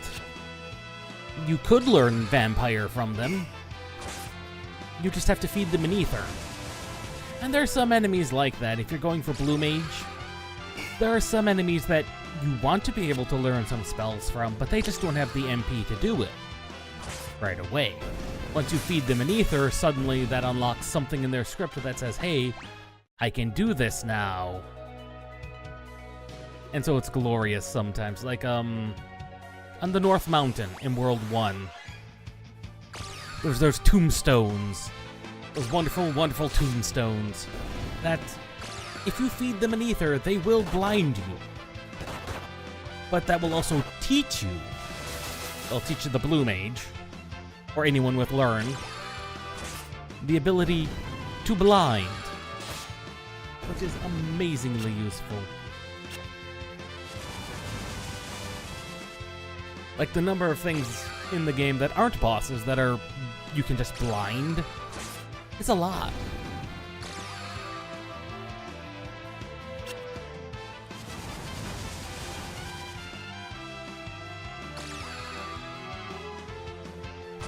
One of the hardest ones to learn. One of the hardest spells to learn, however, is level 5 Death. I believe not only does the Blue Mage have to get hit by it, which means you're dead, you then have to revive them and then kill the enemy. It can just be annoying.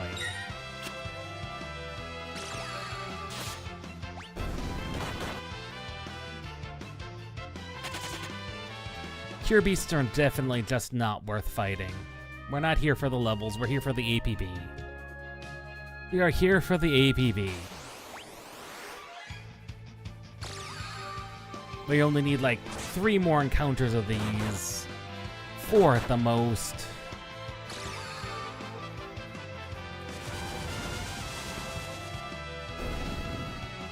Because once we put Galuf in the samurai armor, the pajamas get passed on to poor Bartz. And first, we'll still not be halfway to learning dual cast.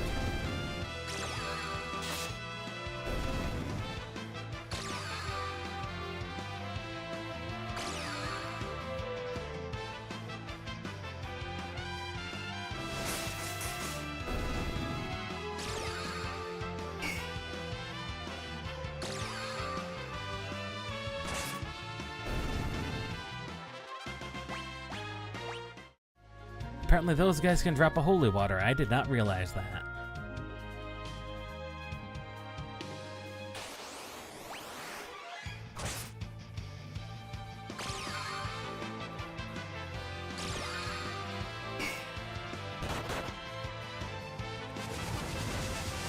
The only one who's really getting permanently beat up here is poor Galuf.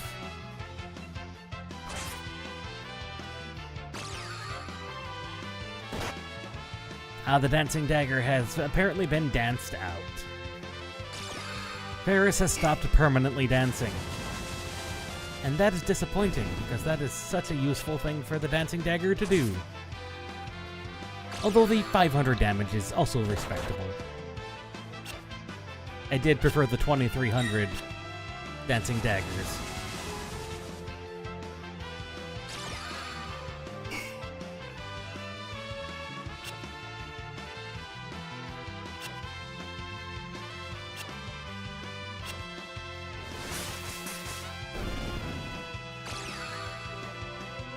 slowly, very slowly, they are dying. These very angry tree spirits.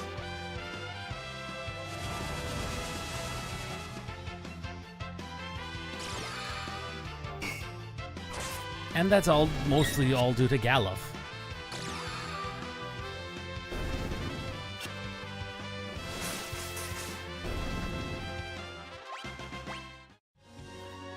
I just need to fight 3 more of those. But we also need Galuf to survive.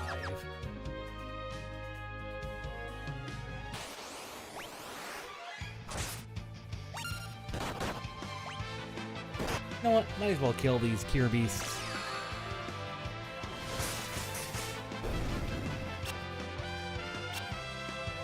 But we are seeing exactly why Geomancers are not considered great.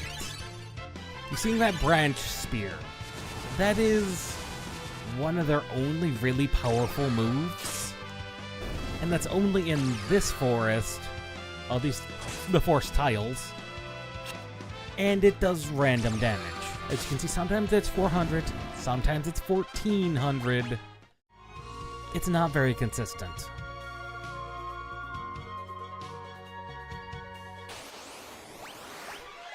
And that's one of the things with a lot of Fiesta compositions and Geomancer. It's just its damage output can be vary so wildly depending on the tiles you're in. Like, that one did 400. Why didn't it do 14 like the other one?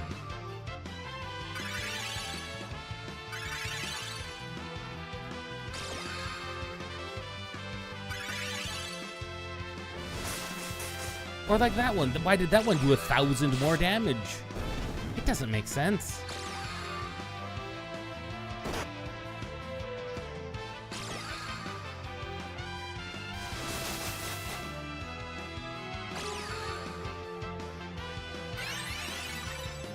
Okay, I don't know why I cast it on Bart, but not Lena. Lena's the one who needs it more. So we are gonna lose a lot of our magic capability for this strategy, but that's fine. Just because everyone was a red mage for a very short time, actually a very long time, and we were we were mostly... Yeah, we were red mages pretty much up...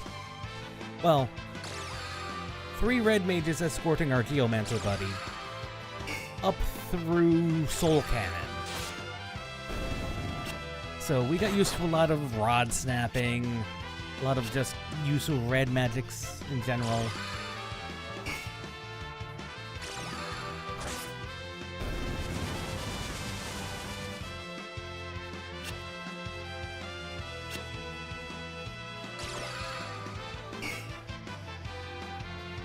Now mostly everybody will dance. Dance and throw money.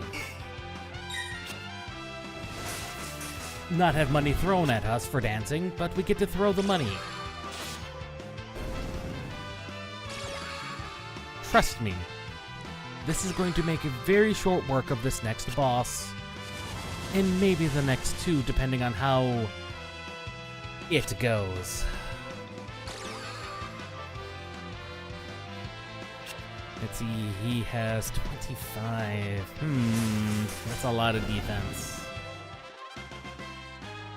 He also has 32,000. Ooh. Stupid fly. Almost at Zenage.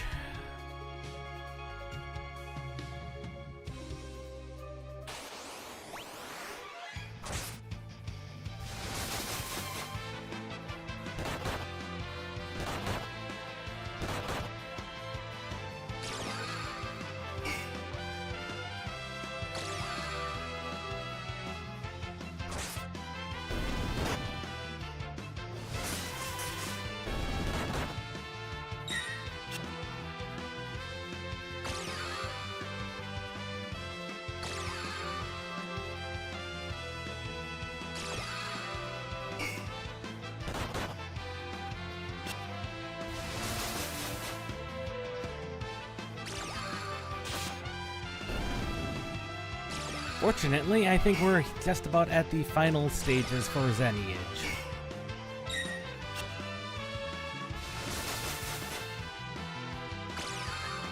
At least for this current strategy. Which is throw money at the world.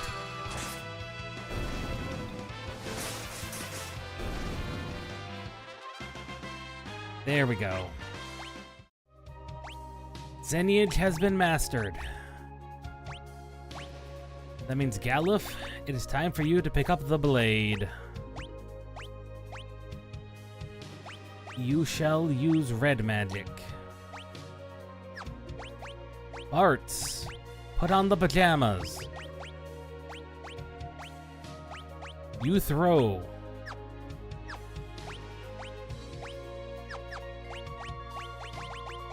And now everyone... Alright, you switch the main gauche. You pick up the air knife.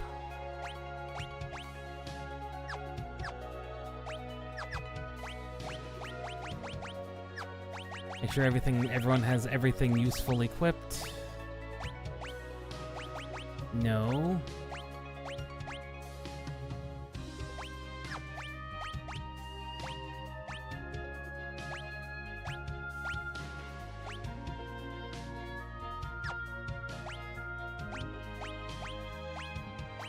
What did I have him equipped with? Was it the power armlet? Clearly we don't want him to have the reflect ring on yet.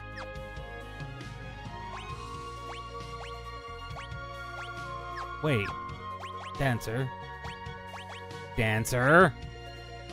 Put on the ribbon, Dancer! Stupid Dancer. Unequipping the ribbon. That's just rude. Why would they do that? That's just silly. Why would they unequip their ribbon? That's like the entire point of Dancer. Let's see. Does everyone have Xeniage equipped? Yes. Everyone can throw.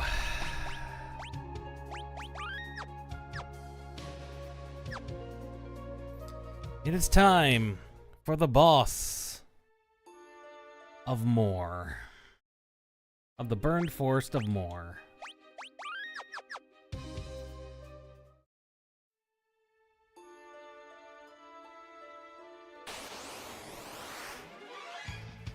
We just don't want to fight anything.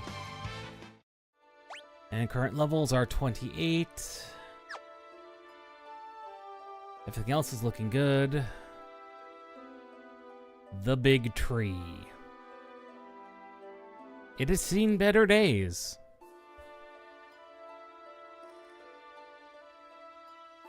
Fortunately, we have this branch.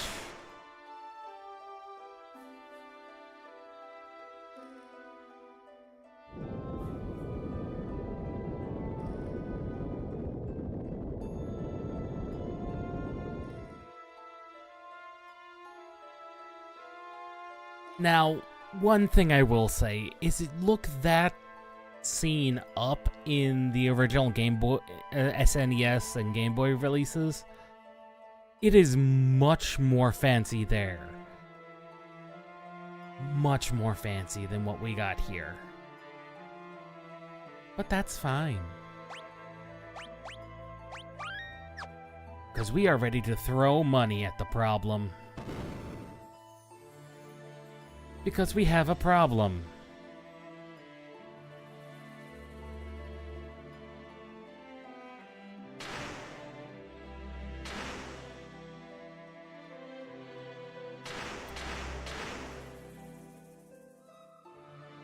Say hello, folks, to the Seal Guardians. The Seal Guardians are elementally themed, exactly like the crystals. There's a fire, earth, water, and air versions. Each one of them has 7,777 HP. They also have 10,000 mana. Now, you can guess by the names, Sealed Guardian, Fire, Earth, Water, Air, etc., that's the element they absorb. You might think, oh, that means they don't have elemental immunities to the opposites. What are you, stupid? No, they're completely immune to all elements except for their appropriate one, which they absorb. Fortunately, these things can be instantly deathed. They also have a death rattle, which may just kill us. So I may have done something very stupid and not equipping the reflect rings. We will find out very shortly.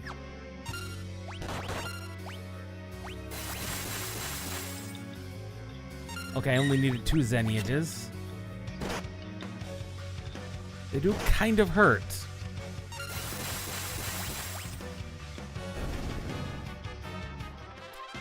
Or not.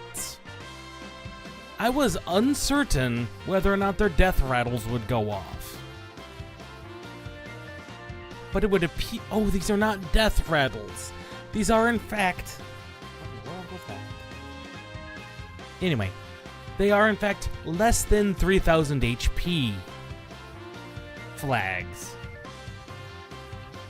As you can see, blitzing them from above that marker to 0... I guess that means everything?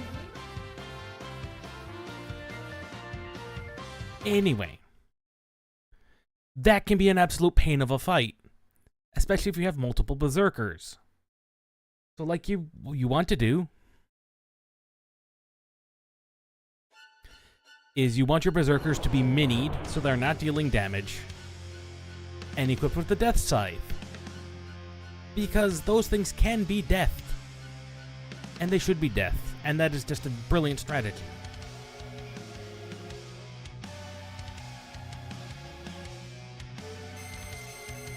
This world had crystals. We just unlocked the crystals for X-Death to take. Because he's so powerful, he can make the crystals attack us directly.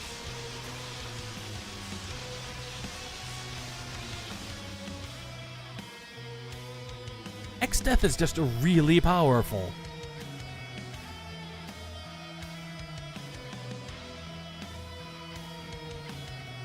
Fortunately, the Moogle knows something is up. How the Windrake got to Cryo, I don't know. But he just is.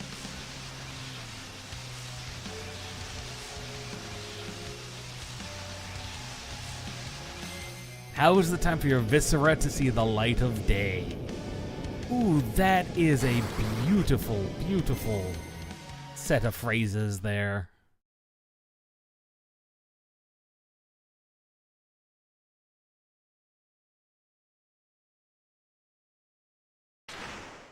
Unfortunately, as strong as Kryl apparently is, or at least she thought she was, she can't keep X-Death down.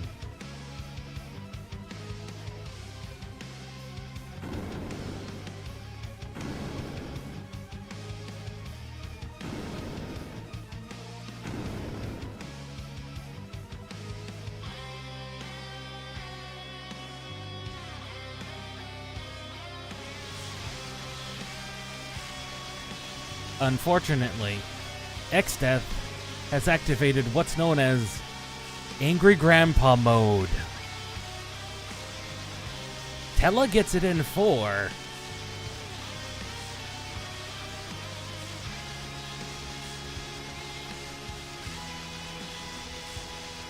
Galuf shatters his crystal,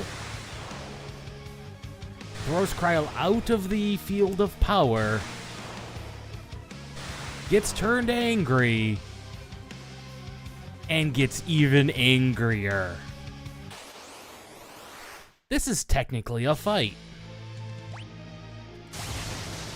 The only thing that doesn't matter, that matters, is that you do damage. You cannot die. In some versions of the game, if you can deal enough damage, you can in fact kill this version of X-Death.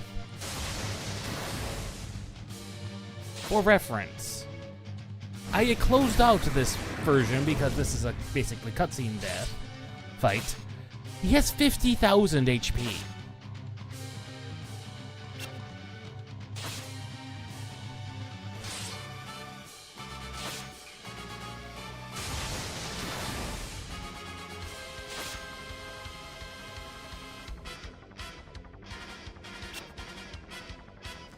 Now, Vacuum Wave there is exactly what you would expect it to be. Vacuum Wave is an HP sap, which those are just awfully painful. And as we can see by his use of moves, X-Death is indeed a mage. A very powerful mage.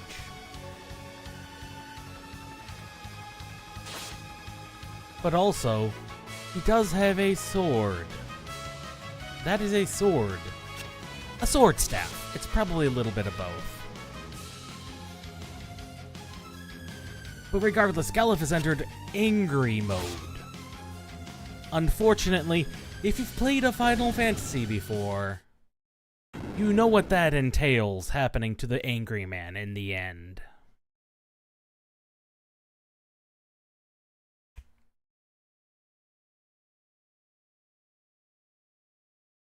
X-Death has won.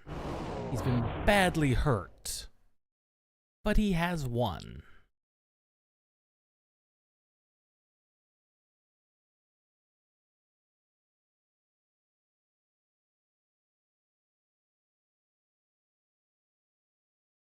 Unfortunately,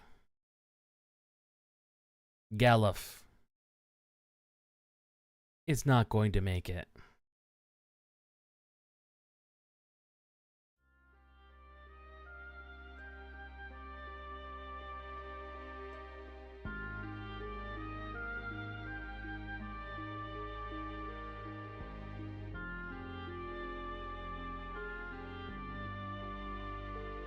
Bartz, we couldn't cast that spell if we wanted to. Who gave him access to spells we don't have? Now that one we do have access to, Lena.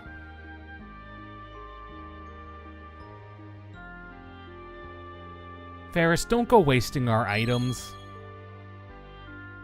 Especially the elixirs.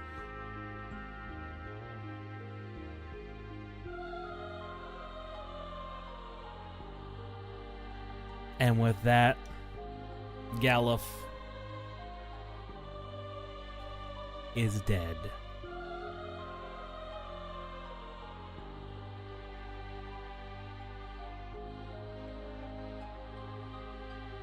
Take a moment, folks, and hydrate.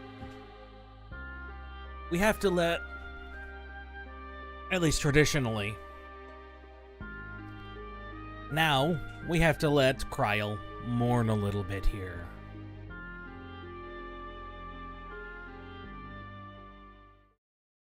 Apparently, however, not in the Pixel remasters. See, normally, in the Game Boy and Super Nintendo versions, will not respond for like a minute.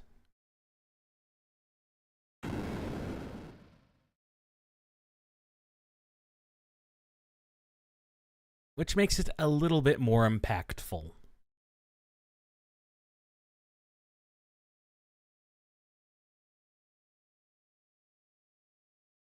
And much like Final Fantasy XIV's Kryl,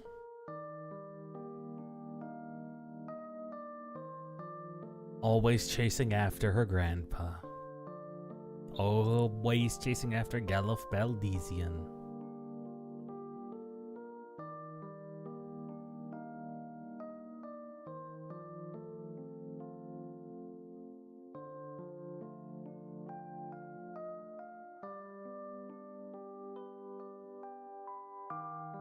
Now, if you've seen our title card that I've been using for both at the beginning of the stream and for the title cards, you will have seen that I have 5 berserkers there.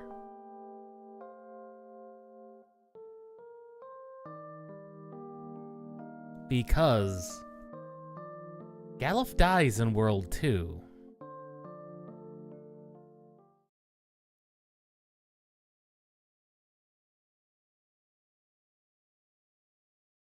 Because we get Kryl here. Kryl is the 4th member of our party. Now, there's an interesting thing you can do in the 4-job Fiesta. You can do what's called a fifth job run. In which case, right here, you would roll your fifth job, and one of your other jobs gets replaced with it. Meaning you could no longer use that job or its abilities ever again. That's the 5th job option. Clearly, however, we are not doing that, because that is silly. And that is just plain silly, and we have no desire to do that. At all. Anyway, Kryl has her own set of abilities and sprites, all of which are absolutely adorable. So we go up here tonight. She's just that armor just barely fits her. Has the very Chinese style outfit for Monk. Dragoon, again, just barely fits in Dragoon. The Dragoon armor. Ninja, just look at that scarf. Look at that cat zerker. I mean, just look at it. Cat zerker. Jaunty little hat.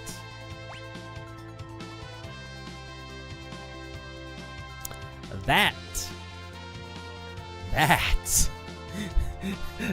is the gear we got for maxing out our wonderful little island sanctuaries in Endwalker. I have gear sets based around that. Sorry.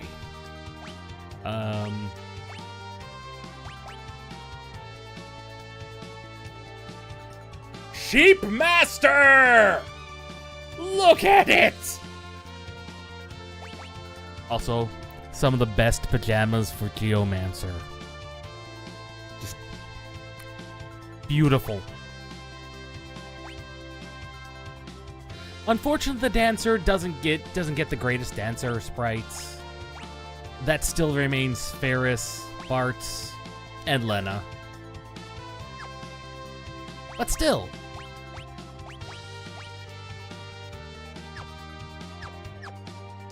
She is now almost on the way to mastering Xeniage. We are going to land here. Oh, we cannot access the free inn. That's fine. We'll use the more inn. It's only 70 gil. And like I said, it's not like we don't have money. We have, ideally, I mean, where I want to end up and where we end up are 3 different things. Where we're likely to end up and where we're going to end up are, in fact, multiple different things. Because we have, well, we've got an hour and a half, give or take. And I just finished off the energy drink again. With Galuf dead.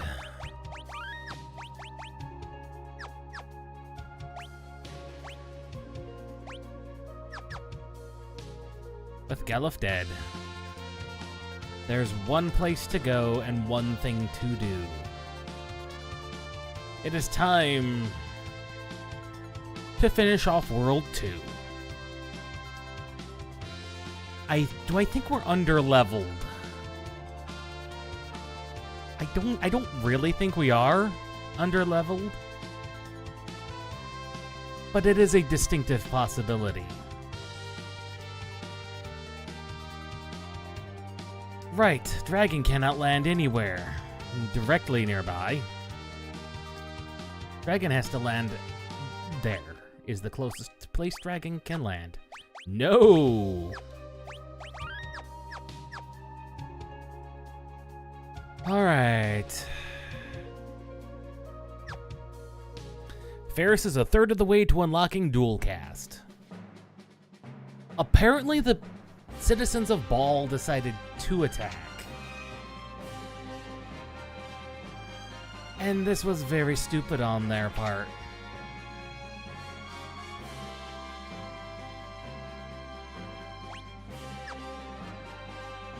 Is that the right way? I don't think it is.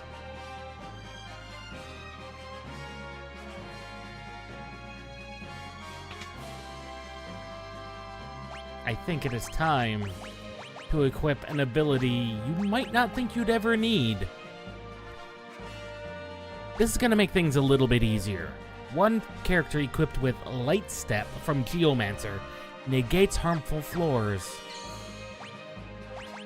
Again, you might not think it's necessary. You, however, would be very much wrong.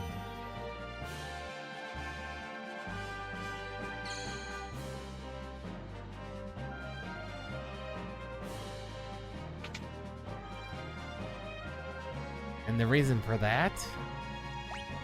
Castle Lexdeath has 15 chests in it.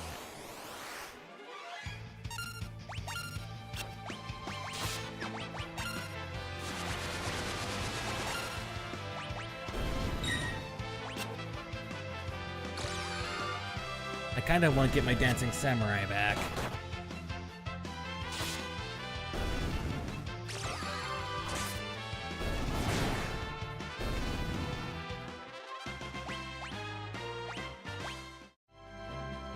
Free eye drops. There's some chests. Grab the chests while you can.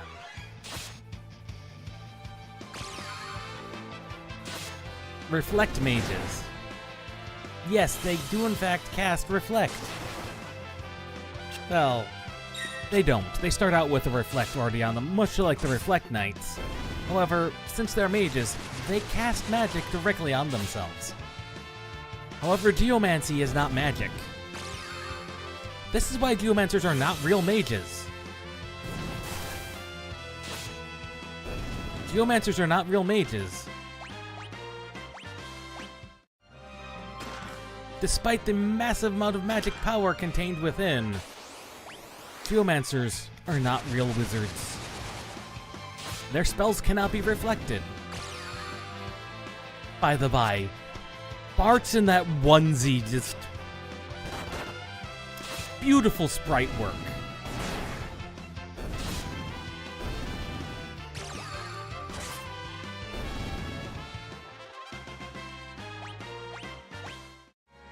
Everybody's learning Gaia except for the Red Mage.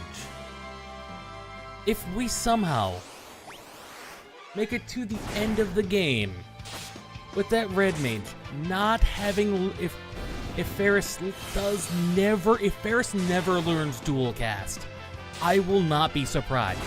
It just takes that much ability points, that many ability points. And it's not a problem if that happens. Let's just be honest, it's perfectly fine if that happens. I'm going to try and make it happen. But that would be silly to just be like, okay, how many chests left? 2. I don't think I left any on the bottom floor. I'm gonna double check. I'm gonna double check the lower floors real quick. I just had the sneaking suspicion I may have missed a chest.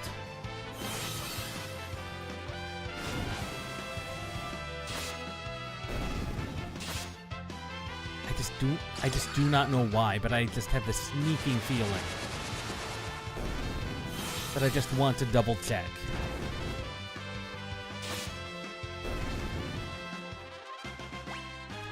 Lena has learned to dance. Good. Kyle just needs to learn Zenage, and we can go back to the original setup. Well, aside from Kryl being a Geomancer. Sadly, Kryl has no reason to be a Geomancer ever again.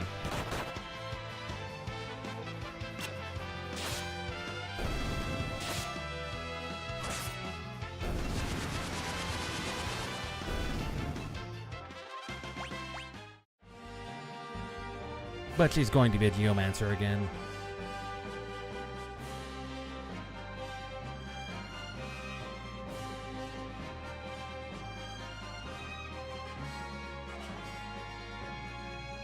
Oh, still got the sneaky. I swore. I am wrong. I am very clearly wrong. We still have to sneak past those enemies. That's just beautiful.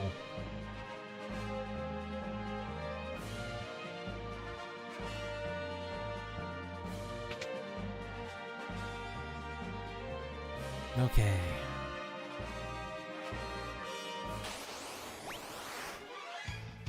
Ah, Hellraiser Rabbit.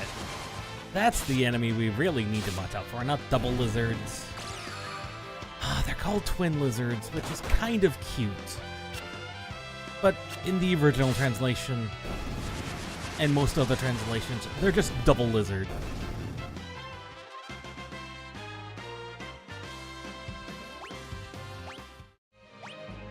Okay. Kryl, it is time for you to become Lord of the Dance. Who can Zenny?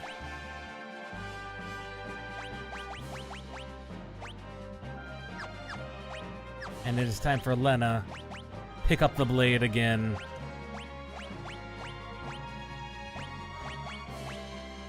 Become a dancing samurai. Once again.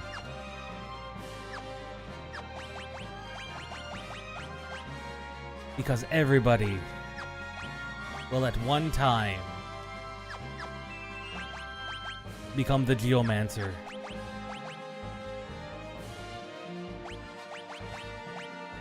Geomancer now has red magic, again. Because again, look at that massive pool of MP that they can never use. I mean, look at it. 51 magic versus 36. They are just a really powerful mage, hampered by they use Geomancer.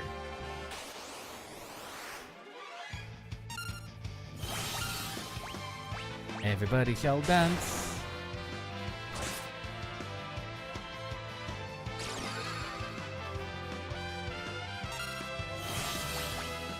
Everybody except the Geomancer shall dance. Because I believe, yes, Bartz knows how to dance.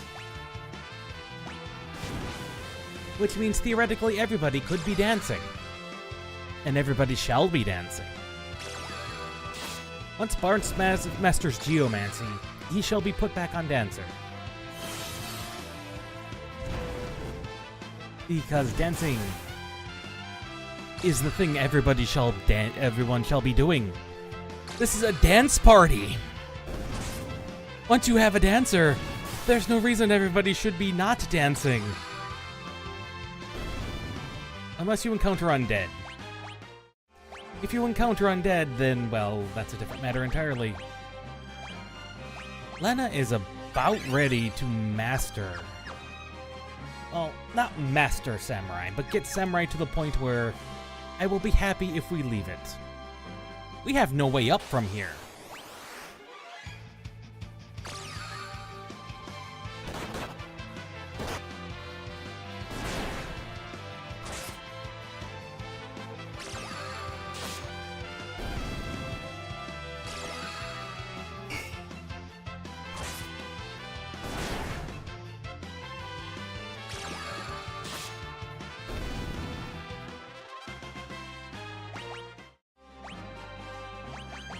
What did I have as Kryl's? Okay, there we go. We're gonna equip her with Light Step. Everybody else will dance. Except for Ferris. Is everybody ready? It is time for meat. Kelgar is the last one alive of the Dawn Warriors. Unfortunately, Bartz did him in pretty hard. I mean, he was probably already sick beforehand. But it becomes time for the Warriors of Dawn to put all their strength together and reveal the meat of the castle.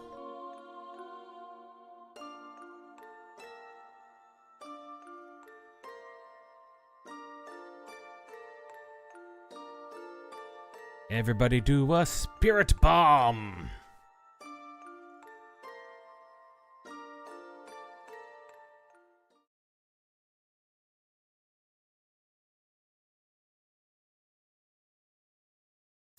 Because remember,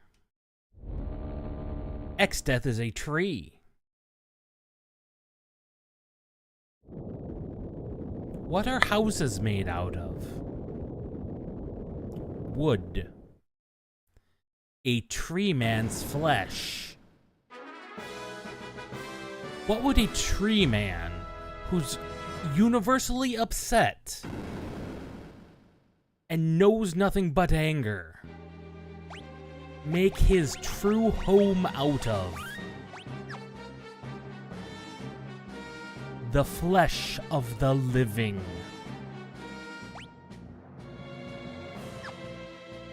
That's right.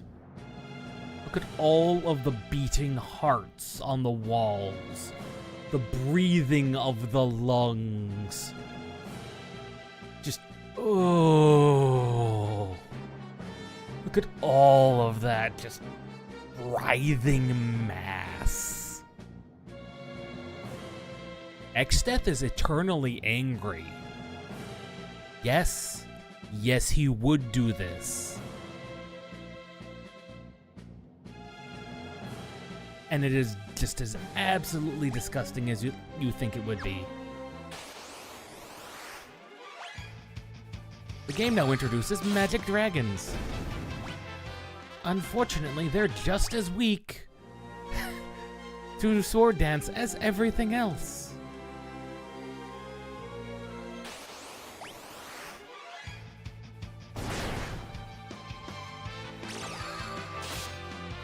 I mean, look at that, 5,000 damages. I think they're also weak to wind, to be fair.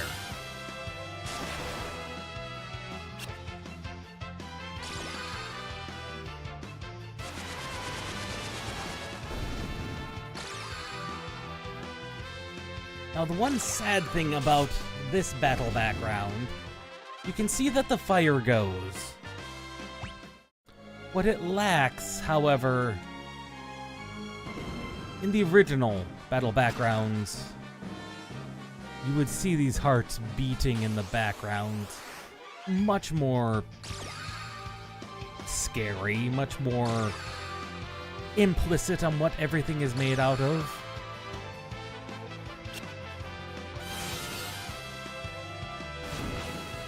But such is the way of things. Sometimes things get changed.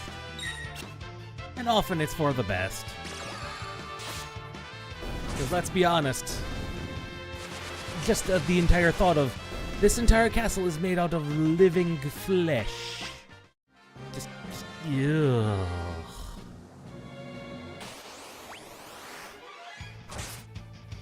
And it just sits there pulsating in the background. It's not even like Doom where you have some skulls here and there and elsewhere. Oh god, that hurt. I mean, this is like living, breathing flesh. Which I guess Doom has, depending on which Doom game. I don't know, I just find this horribly more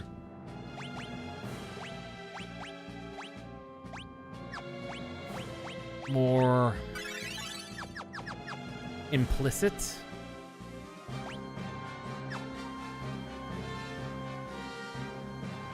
In what it means.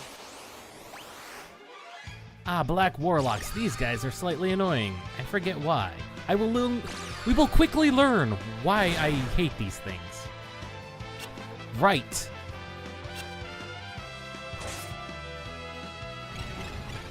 They're time mages.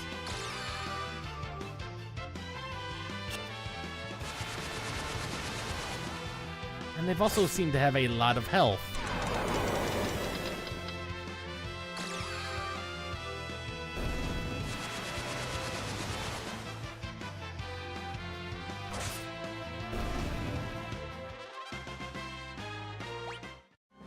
But they give off a lot of experience.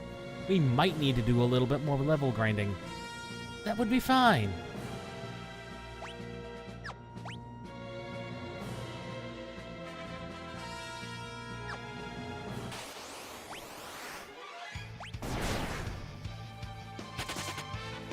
I just don't want to deal with these guys.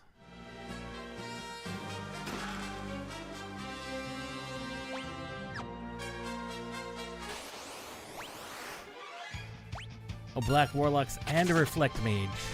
That's just not a good combo.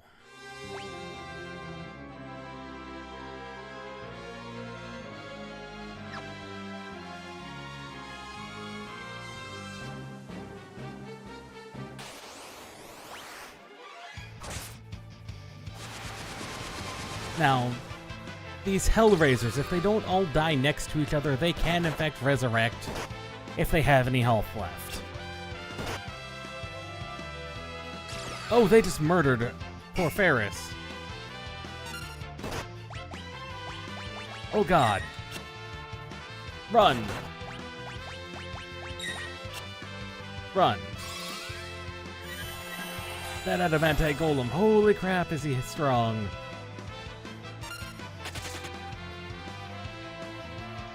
I did not realize they just straight up murdered.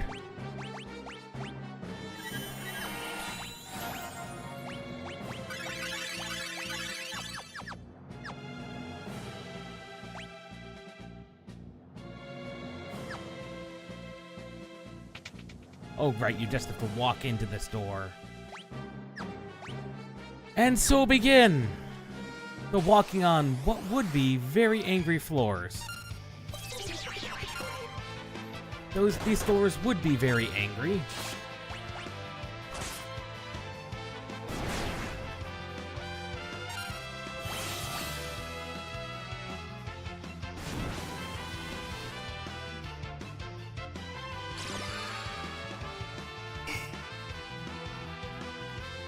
Let us leave, please. Game, let us leave.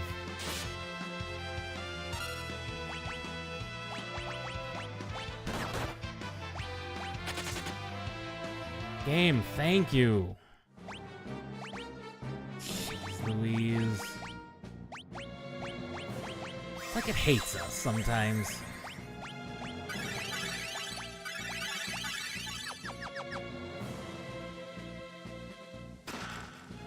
A bow, if we had a bow user. No! Stop giving us these golems. I want nothing to do with these golems. Thank you.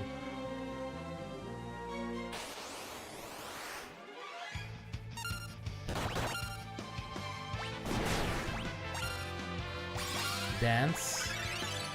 You shall dance. I might actually consider Zen-aging those golems if they show up, because they're just not fun.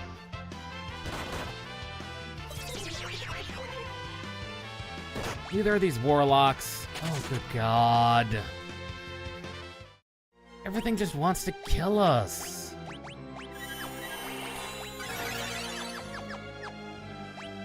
Seriously.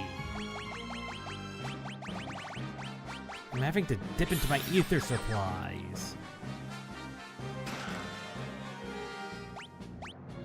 And we're only at chest 6 of...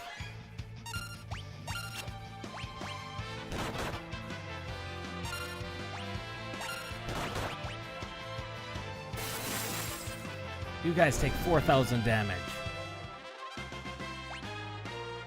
Okay, they might be actually worth killing with Xeniage.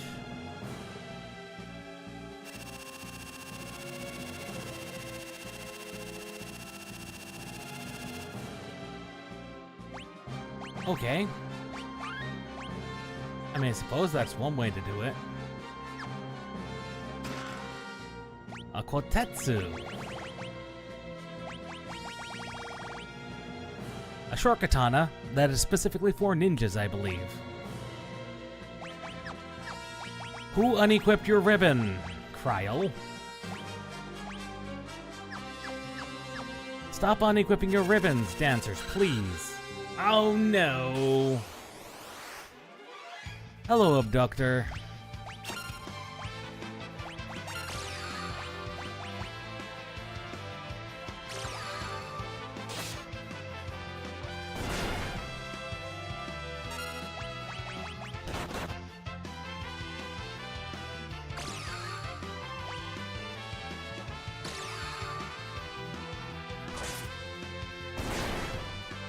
Now, I do not know how much health this Abductor has, but it is clearly more than I expected.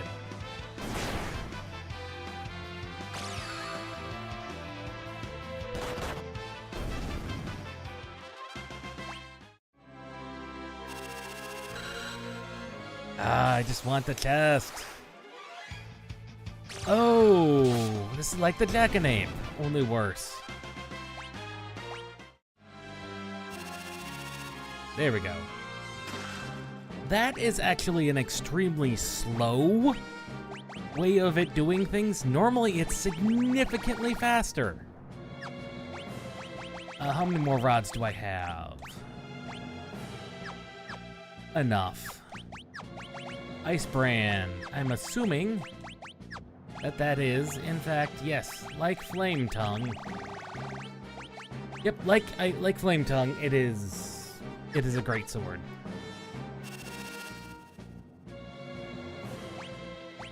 Of course it is. We are now halfway through the amount of chests needed.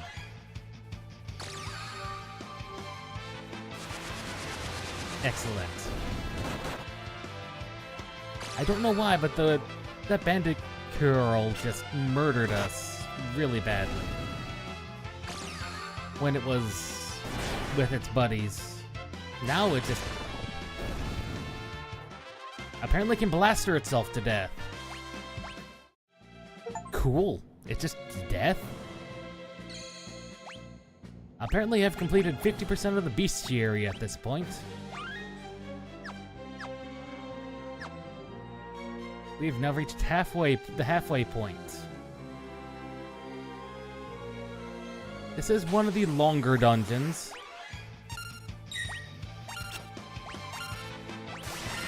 Xeniage. They just die. I'm sorry. Nothing survives. A power staff.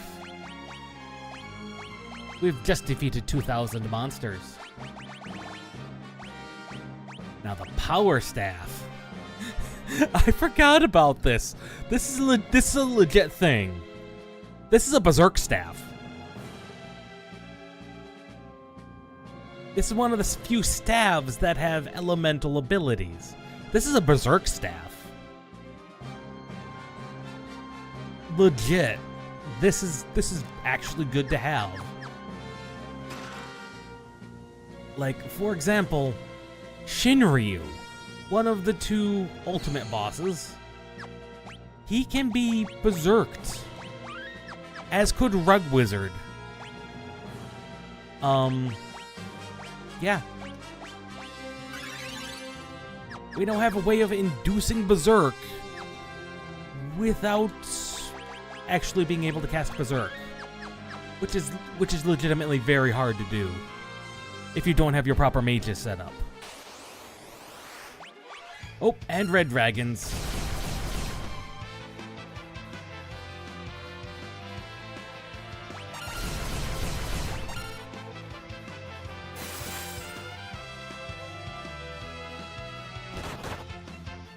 And red dragons. This is why I hate red dragons in this game. I entered a room, got into a fight with something that wanted me dead. It made me very dead.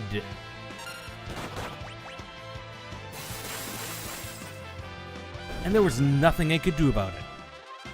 Could not run. Could not fight. I could maybe have Zennied him to death. Zenniaged him to death. Legitimately didn't want to.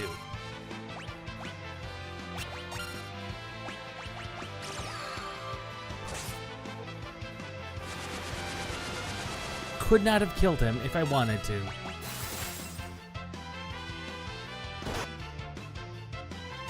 Things here just hurt this much. And with our current magic setup, we have zero way of keeping up with that kind of damage dealing.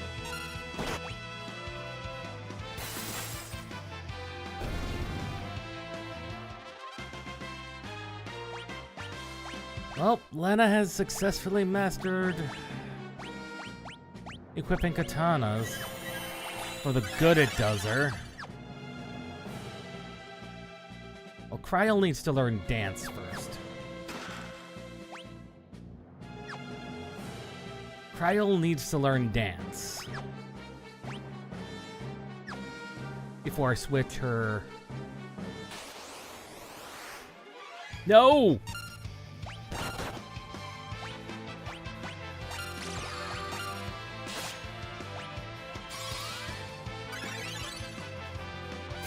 I just need things to die. Could you please die? No. And now Ferris doesn't get any XP. Thank you, game.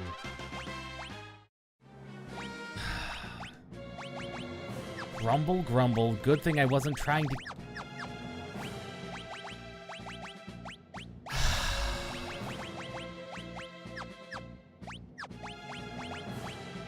Grumble, grumble. Good thing I wasn't trying to keep everyone's XP next to themselves.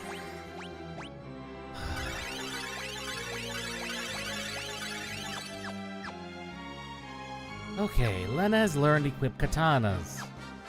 Kryl continues to edge closer, despite everyone constantly dying.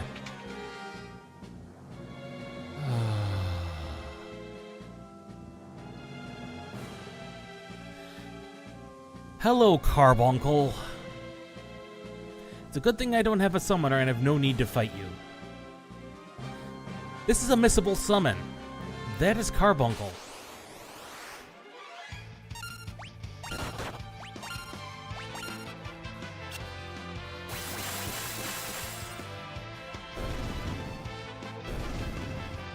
Carbuncle.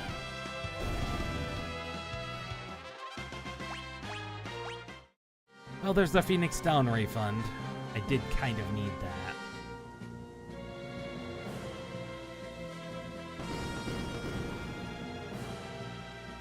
I did not want to do that. I mean, I did.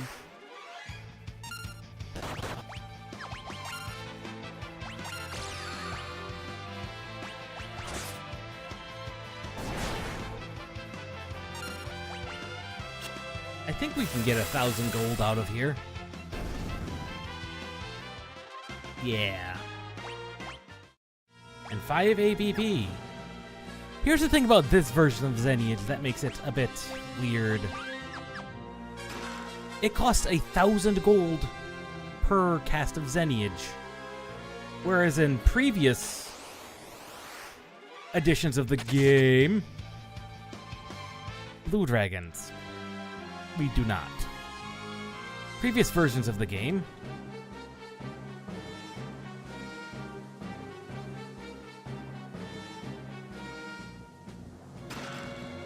there's the Twin Lands.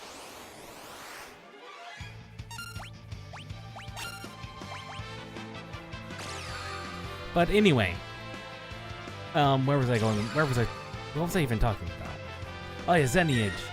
In previous versions of the game, it would literally cast you... It would literally take half your gold. Half your gold. Meaning you had a technically limited amount of,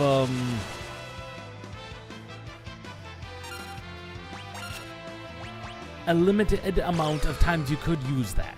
In this version, it appears to just take 1,000 gold.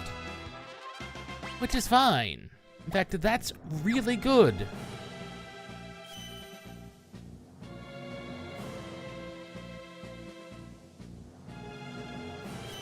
Oh no. I did not want to be here. Goodbye, Carby.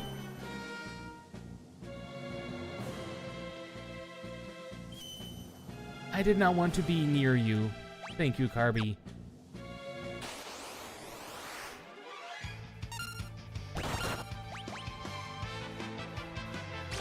But since it only costs 1,000 gil, I might as well use it for a bit.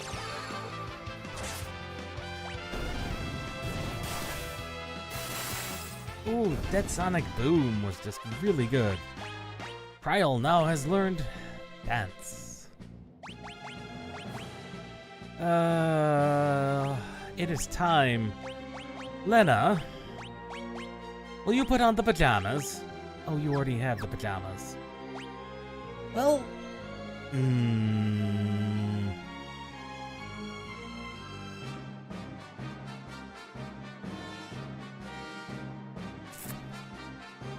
I really don't.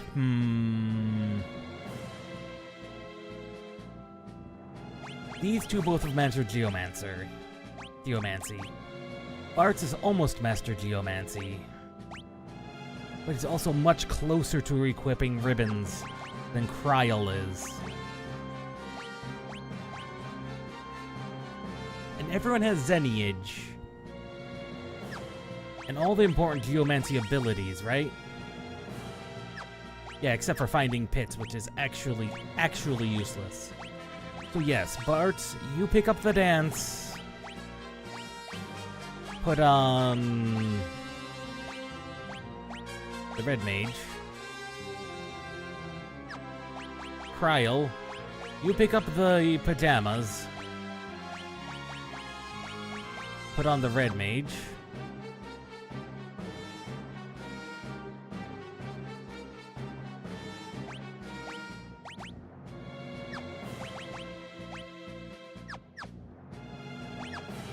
Yes.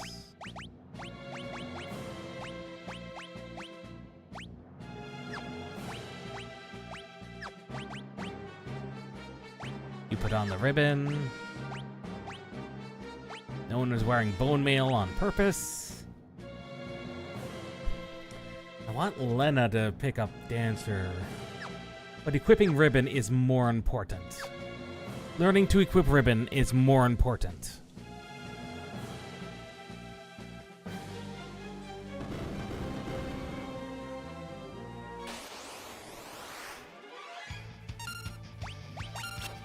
Everybody shall, in some way, shape, or form, dance.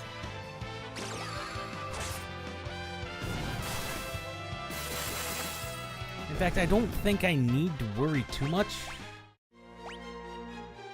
about not having... I don't think I need Light Step on anymore. You can dance. You, I may as well just put on Dan. No, we put on Red Magic until we need you to dance. Because then everybody can dance in one way, shape, or form.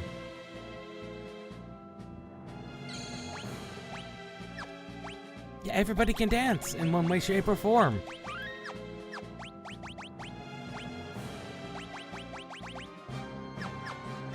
We'll hold on to this. That very obvious chest will be ignored.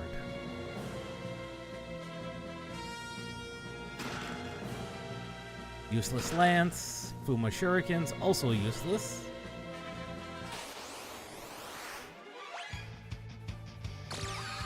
Everybody shall dance in one way, shape, or form.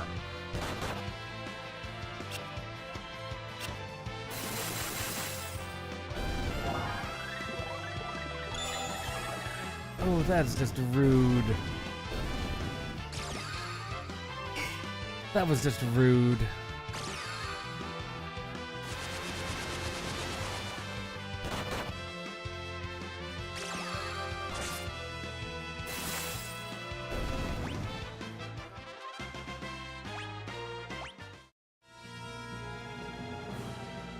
That was just rude. It is time.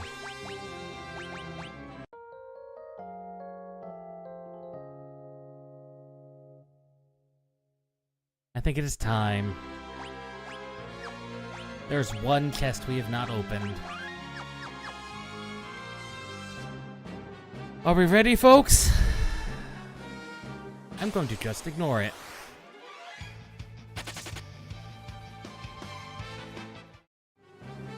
Because this is something you can do. You can't just ignore it. We could just ignore it. But there's reasons not to. It is now empty. We have now accessed all the chests.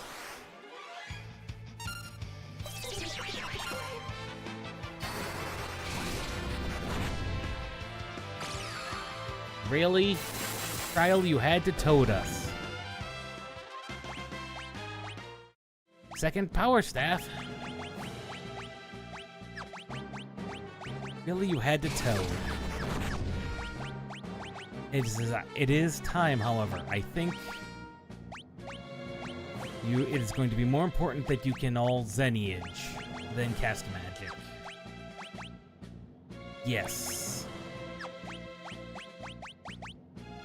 Put Kryol back to the back. Everybody who can Zenage can. These two are dance capable.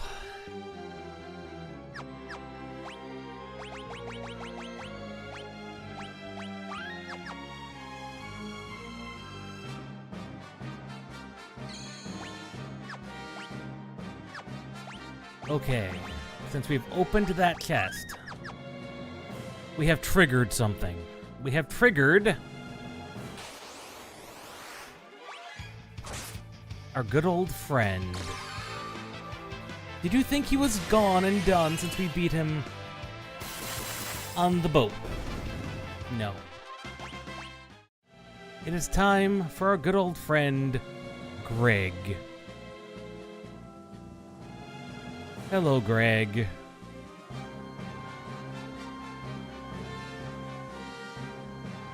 It is time for the Greg 4 fight. Gilgamesh, he's got two forms. The first form has 55,000 health. The second form has 60,000 health. In the second form, you could steal a Genji helmet from him. He does have a steal if you steal from the first one, it's just not very good.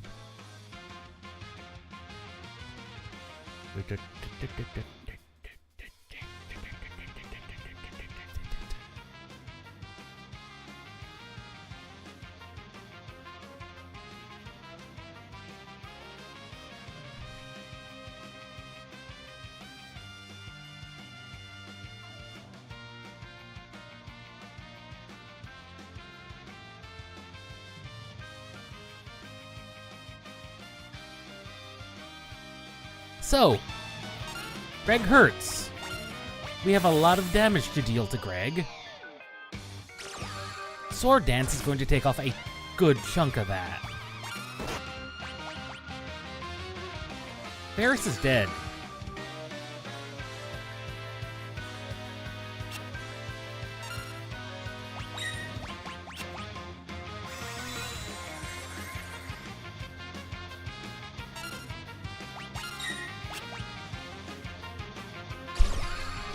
This is going to take us a little bit, or I could Zenage him a lot. Or I could rely on Sword. I think we're going to Zenage him a lot. That is, in fact, our best option. Because otherwise he's going to do that a lot. Ah, here we go. Trigger script. Haha.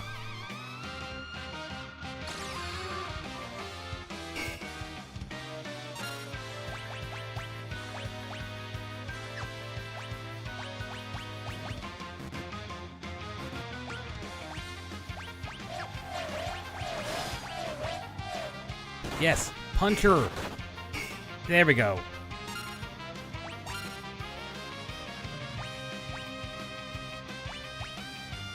Ah, yes, he did not know at all that Galuf is dead, and he is a bit saddened by it.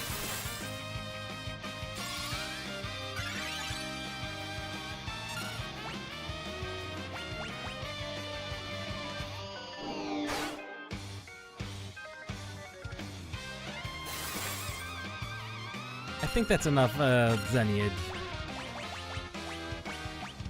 We fight like men. And ladies who dress like men. Yes. He makes that reference. Because technically, Ferris is a woman who dresses like a man. Or at least did.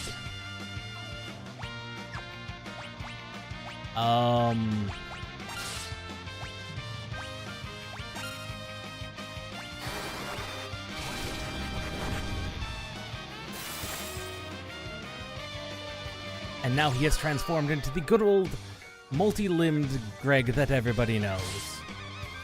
Unfortunately, his sword is not that good. As you would expect. He does not wield the Excalibur. He wields the Excalibur.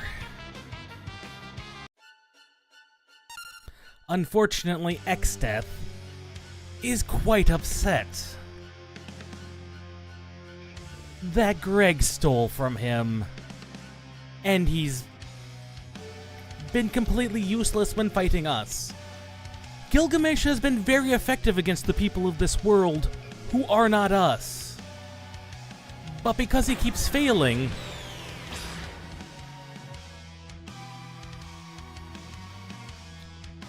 he gets cast into the void.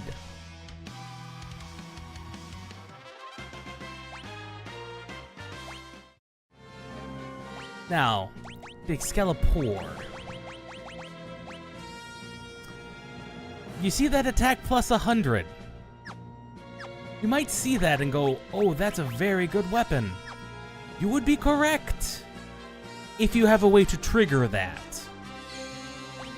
You see, the Excalibur.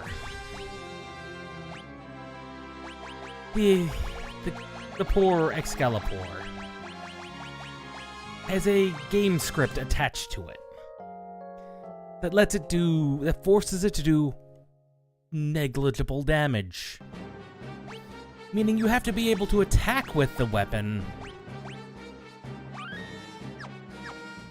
while not triggering that. There's one way to do that we have right now. There's another way, and that's with Blue Mage's Goblin Punch. We have a way of doing it because we can dance. Unfortunately, our class that can, in fact, appropriately do that is currently still learning dual cast.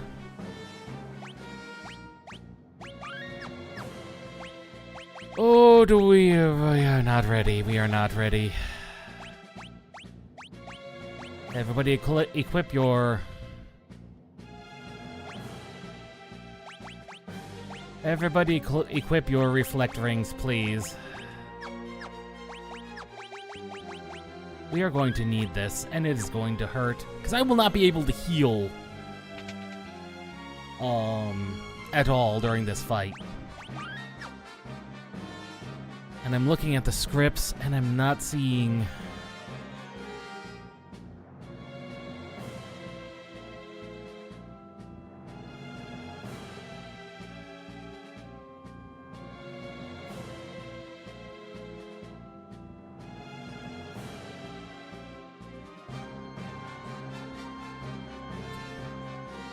Yeah. Is everybody equipped with Xeniage who can? Everyone who can equip Xeniage is equipped with Xeniage.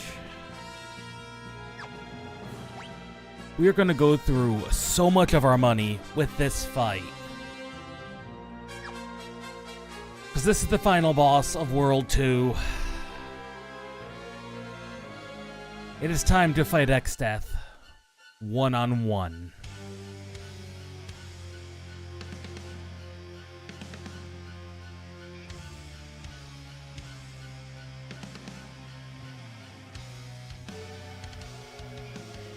Return the Earth to how it used to be.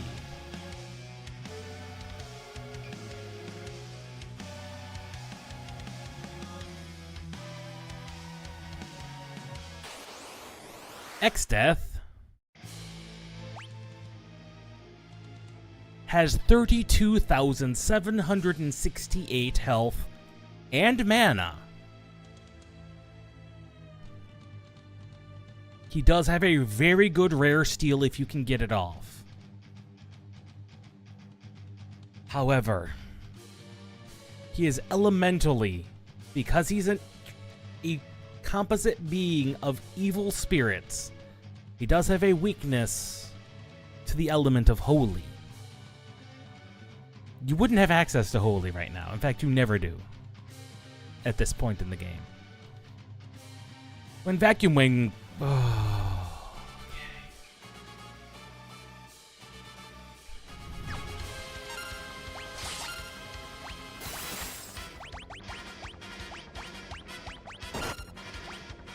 oh, there goes one of our Xeniages down. And we just cured him. Right, we couldn't have cured her anyway.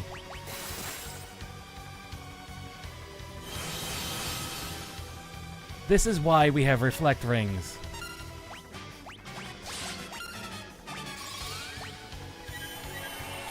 On the other hand, this is why he hurts.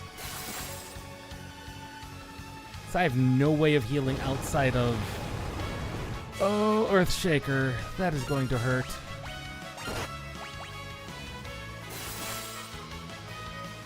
I have no way of doing this nicely.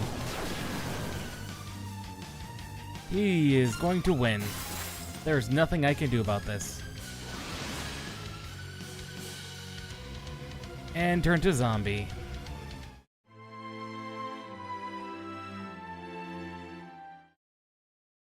And that is why Exdeath is a pain in the butt.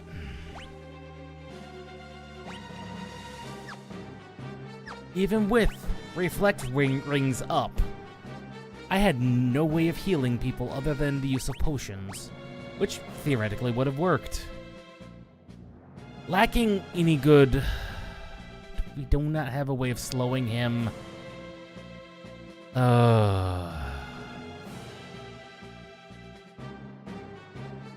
He's not berserkable. I think I just need to start shattering rods. Have Red Mage shatter rods. And just Xeniage as much as I can. This is not going to be easy.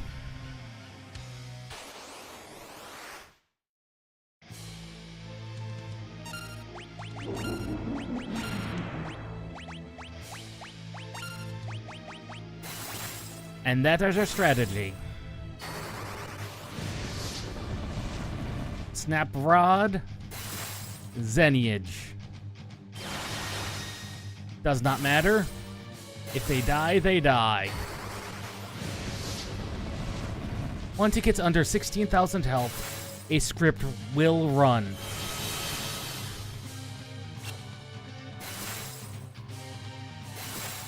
I think that was the script triggering or being calculated. I'm not exactly sure. Okay.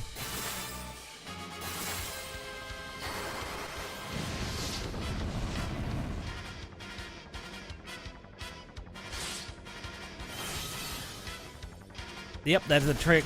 the script triggering right there.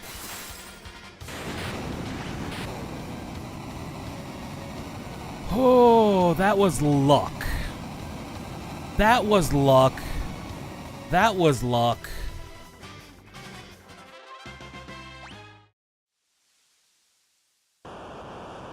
That was luck.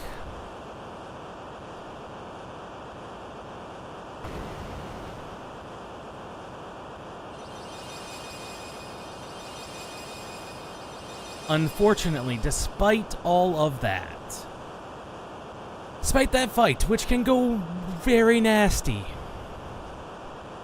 and did go very nasty, he still succeeded because he broke all of the crystals.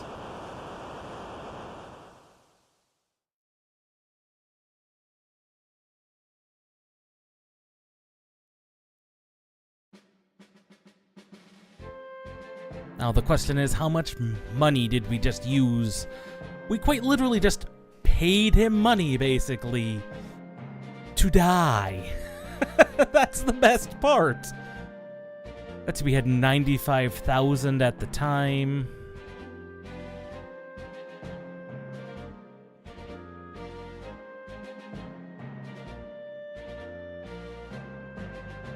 Ah, yes, Tycoon Castle.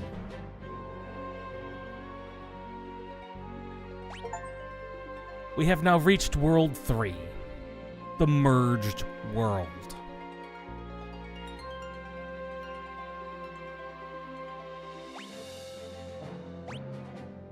As we can see, everything is here, including Jakul Cave, but some places are definitely no longer accessible. Okay, Lena, remove everything.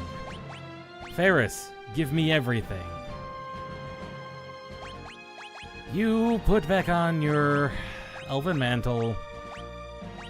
You as well might as well put one on. I am foreshadowing something here. I still can't believe Ferris survived that. Holy God. Holy God, she should not have survived that.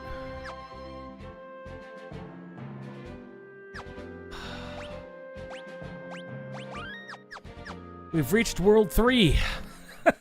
There's 3 bosses yet that I want to do in the next half hour.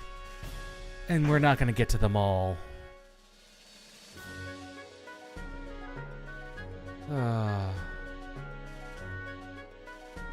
So we go back to Castle Tycoon. The king has passed.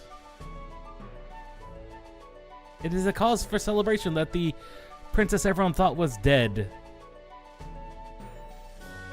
has returned.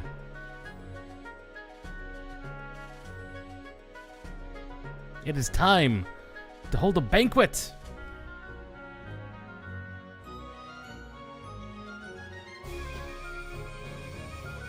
And of course, because Ferris was always a princess, what does Ferris look like when in a dress? And all dolled up. The answer is, Ferris was already a pretty looking man. As a woman. Well, as she was always a woman, but in womanly garb. Very much a heartthrob.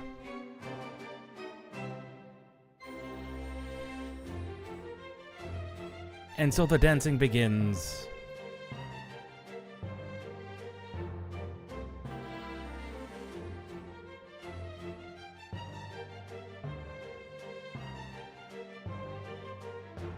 Kryl, however,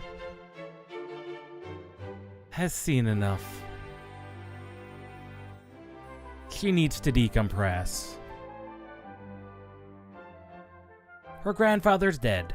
She doesn't know what's up. You know?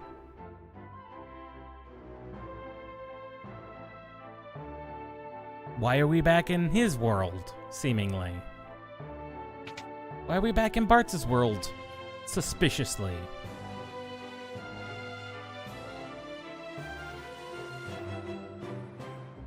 Yes, we cannot, in fact, talk to either Lena or Ferris.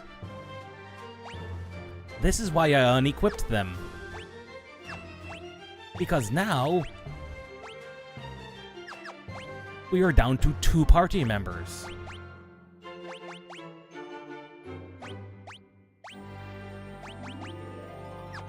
One dancer, and one whatever I want it to be. Out of our remaining classes. Could be samurai, could be a red mage. Will be a samurai who can dance. Now the kotetsu is a pretty good weapon.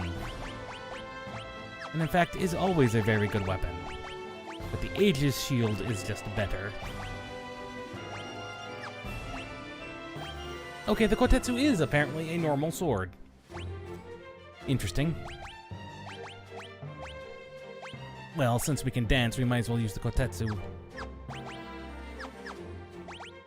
And Bart is equipped with everything he needs.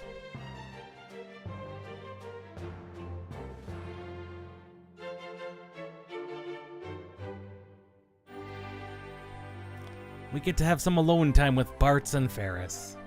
I mean, not Bartz and Ferris. Bartz and Kryl. And these two. My goodness, these two.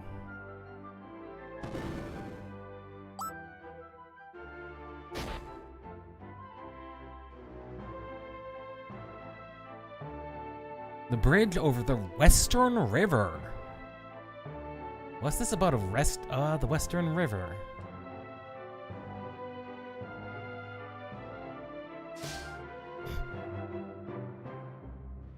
These two have a very sibling-esque relationship. She is younger than him by a good few years. We have now reached World 5. World 3. World 5. Save number 5. That cost us not even 20,000 gil. That's actually pretty cheap. Oh, I don't have any magic equipped. I mean, that's fine.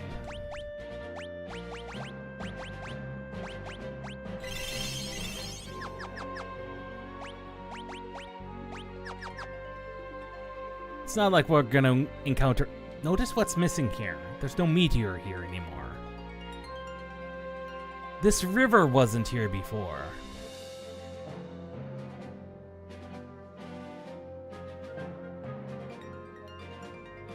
They either built that bridge really fast, or, well, they just built the bridge really fast. Hey, Boko! And of course, Kryl can speak Chocobo.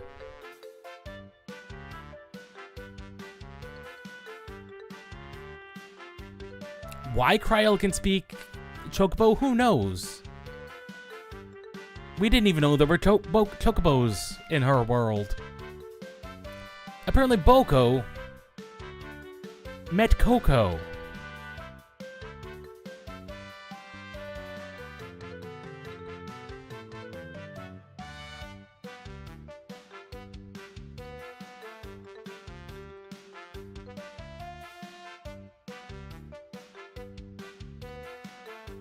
Apparently they've had a clutch. That's the term for a grouping of eggs. While Bart's here has been away.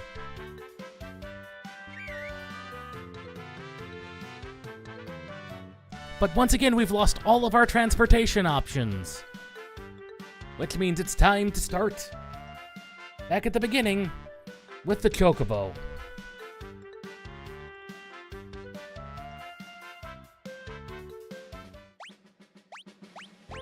That's right, it is Chocobo time. Now, unlike when we first got Boko the first time, there's a good reason you actually want this Chocobo. Because Chocobos, as has been demonstrated, can traverse water, can traverse rivers. Remember how I was talking about how Istori Village didn't... Istori, near Istori, there was the Istori Falls.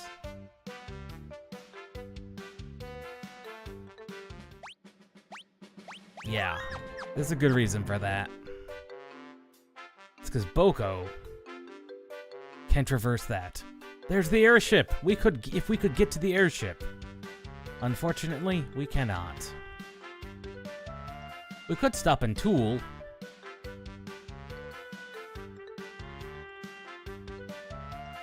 There's that suspicious-looking tile. There's a reason we want Boko.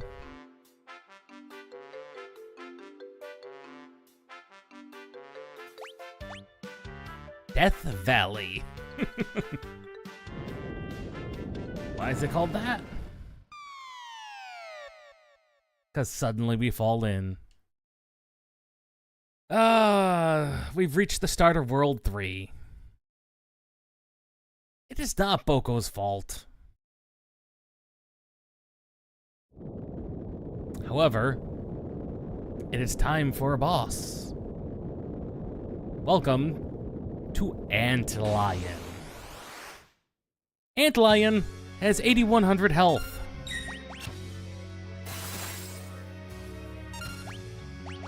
We are going to Zenyaage him down because we do not have a nice way of doing things. He is dead.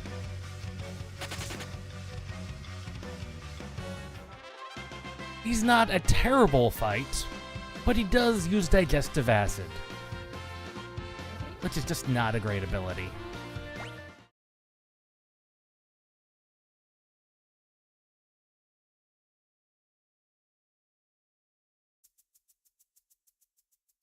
This is another one of those spots in the game where you can, in fact, or other versions of the game require you to do a little bit of waiting. Looks like they removed that waiting time.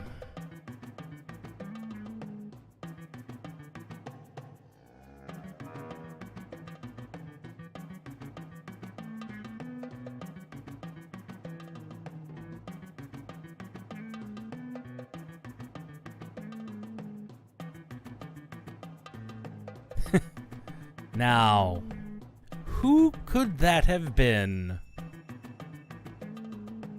Who would say something like that? Of the two other people we know, who would say something like that?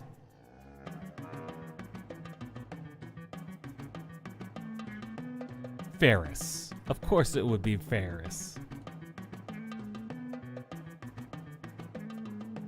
And once again, we see Kryl and Berta's sibling-esque relationship.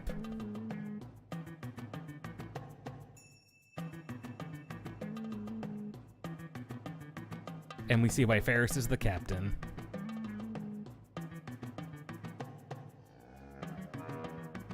I think Ferris will be a fine leader, honestly, for Tycoon. She just doesn't know how it's done.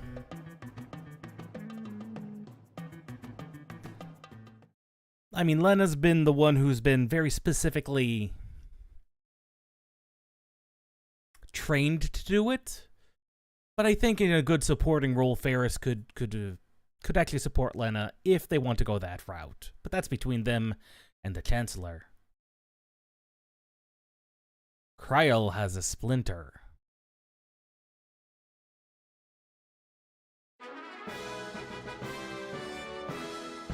Why would they point that out?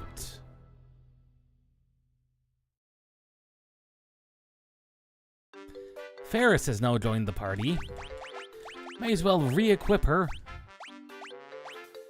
We have enough elven mantles to go around. No, you equip the dancing dagger. Windows? Shut up. I do not want a reminder about Windows 11. Please shut up, Windows.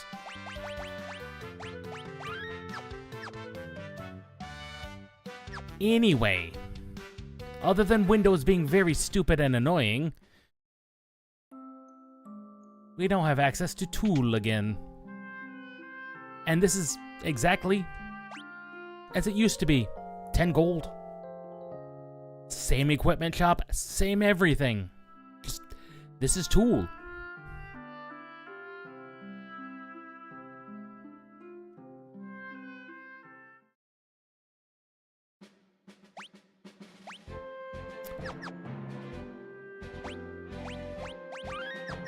So free, basically a free in.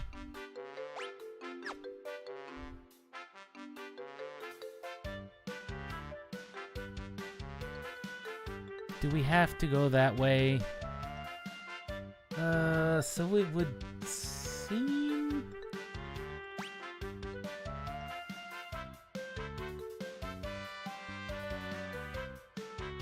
yes, we do.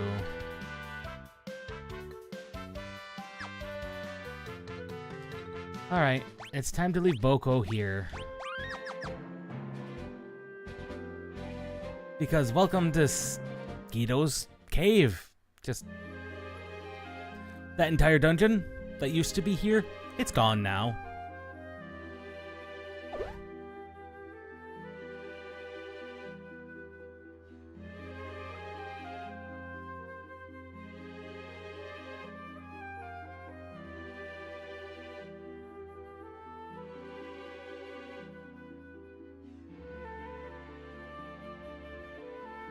An ancient legend that says the world was split. 1,000 years ago, the worlds were one and the same. They were split to seal the void.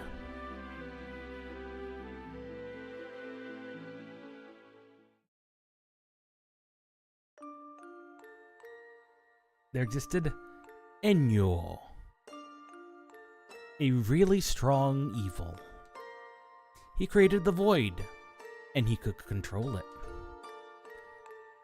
People were able to defeat him using the 12 legendary weapons. But void is something permanent. As such, the world was split in twain, creating the interdimensional rift.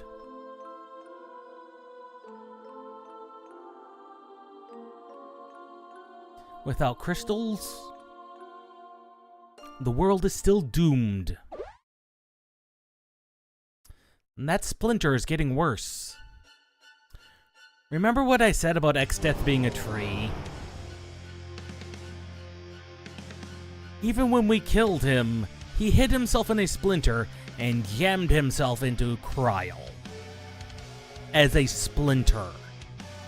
He has now rebuilt himself once again.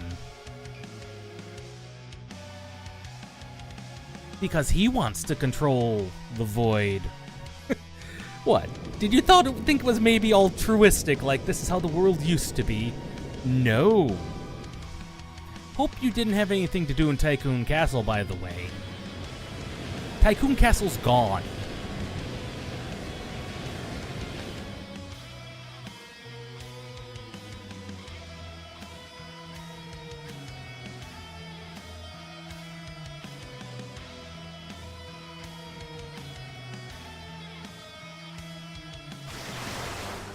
Unfortunately, X-Death is still very powerful. Even though we beat him with the power of money, apparently it is not enough.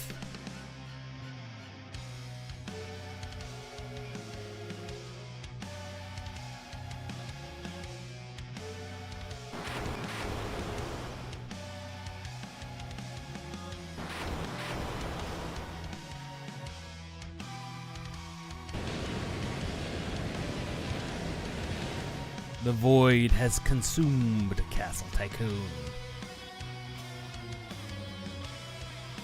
Gaze upon the unlimited power of the void.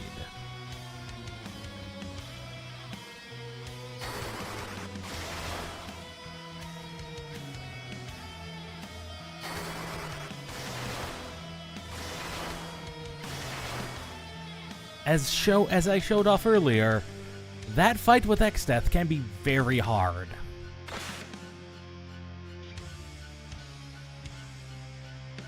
And this is why. He was always kind of powerful. He just let us win.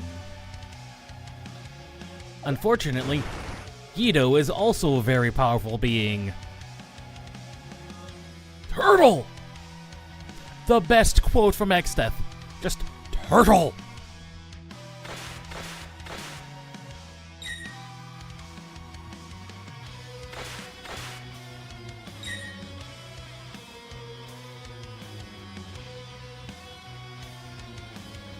Teenage Mutant Ninja Turtles reference in your Final Fantasy V's.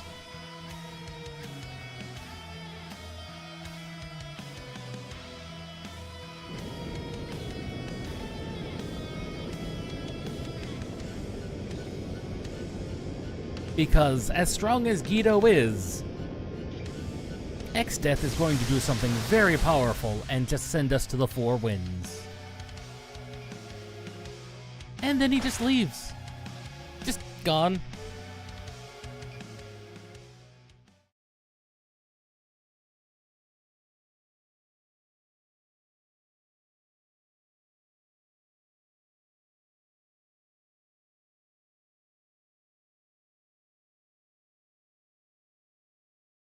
Unfortunately, something else has caught Guido's attention.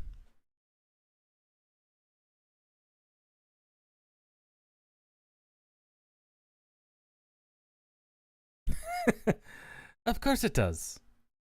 The Library of Ancients is very important.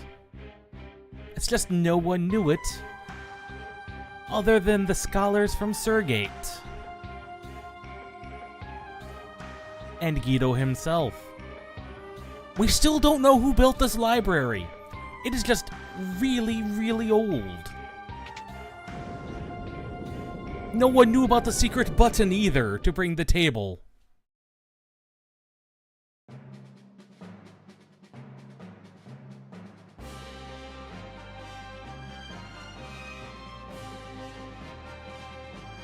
No, do not hurry into the void. Because there were many things sealed in the rift that are quite strong. And the legendary weapons are very useful. We're going to want them. Yes, the 12 legendary weapons. They are weapons. They are legendary. There are even 12 of them. And of course, put the books on the merging table and let them become one.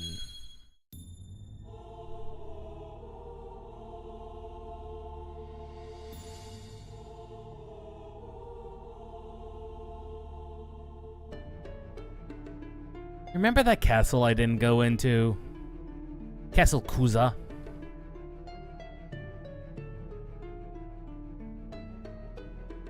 And this tells you exactly where the 4 tablets are.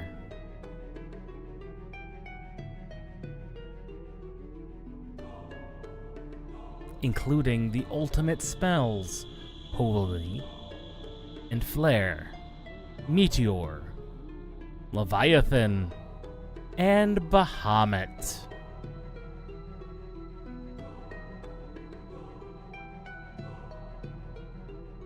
Fortunately, we don't have to go to but one of those places. The game makes you go and retrieve 1 tablet.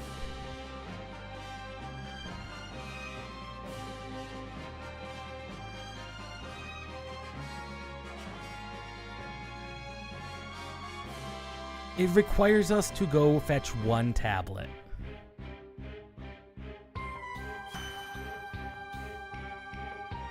But now we have both sets of scholars here. And if we go up here, we can get a new bard song.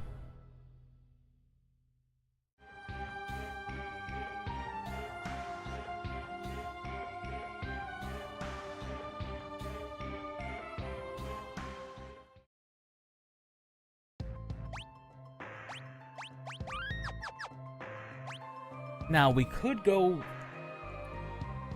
a few places. We cannot go everywhere yet.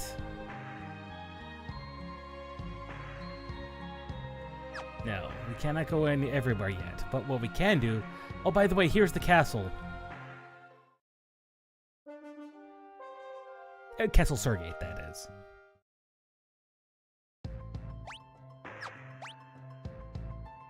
I believe Kuza is up here, yes. We theoretically could, in fact, walk nearly there. We could actually just walk all the way over there. Not a lot of reason to, but there are reasons to go places. Not the least of which is there are enemies.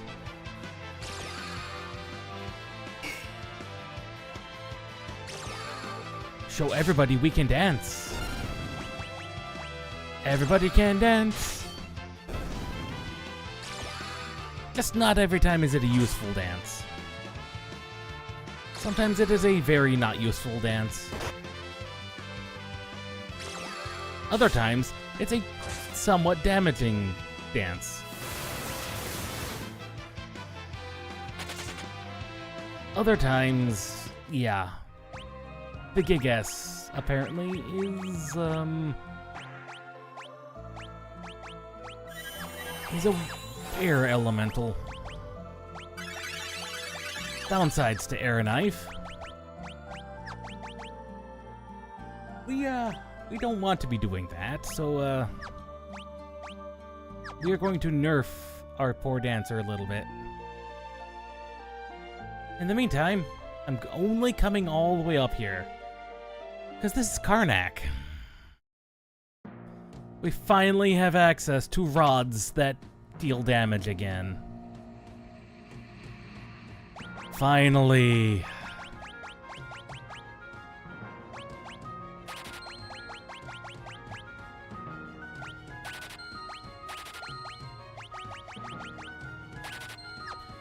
Finally, we have rods that can do things again. We do not need those. Air knife is good to have. Partisan we never need. Same thing with the twin lance. The bow, the Fuma Shuriken, ash. Gold shield. Technically, the ice shield is better because it has higher evasion. We should never need the diamond shields. Our green berets. The leather armor.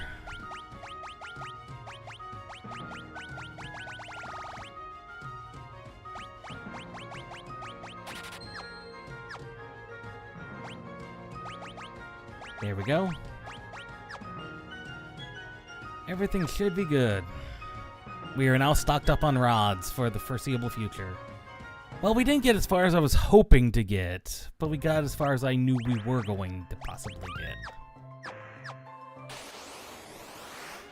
Well, I say that, and we can most definitely do one last boss. We're not going to be able to do the next dungeon, but we'll at least show off the next boss.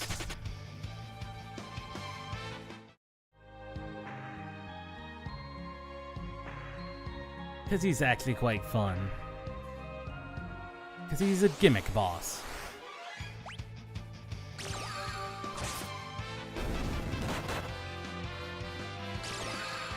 Everybody shall dance.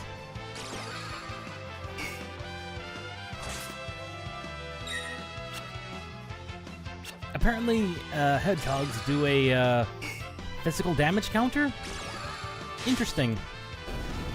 Fortunately, I'm fairly certain dancing does not count as that. Oh! Now that is a true sword dance. Did you see that? 5,500. Also, the Guardian Tree of More.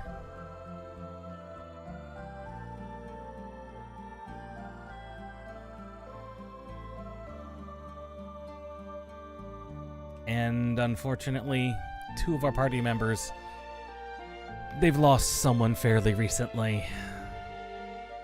So just a quick moment of mourning.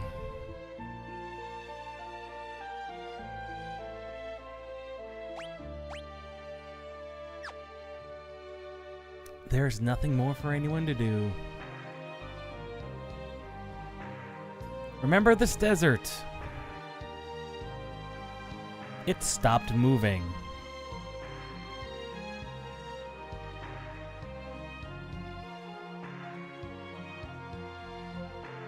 That's how bad the world has gotten. The living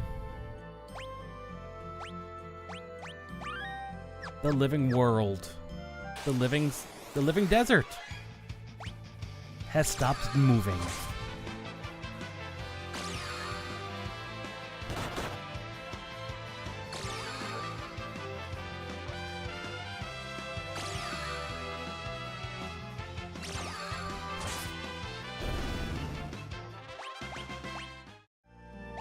Now we can safely equip the air knife back.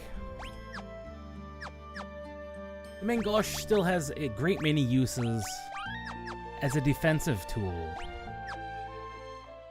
Yeah, we got enough time, I think. Right here, outside the Pyramid of Moor.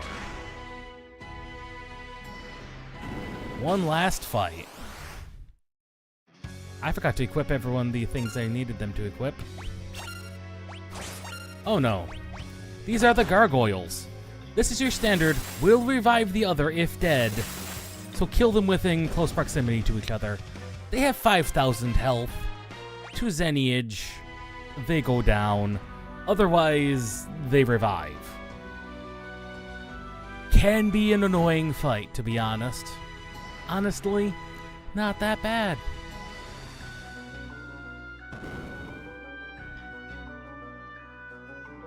Fortunately, you only ever have to fight them once.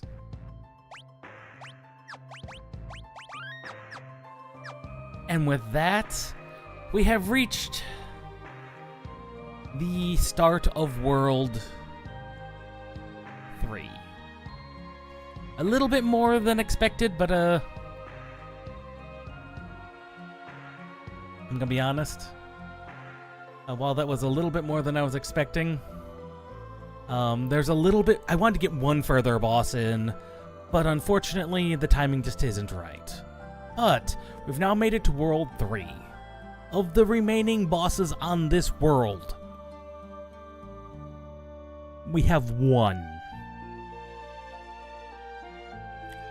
One.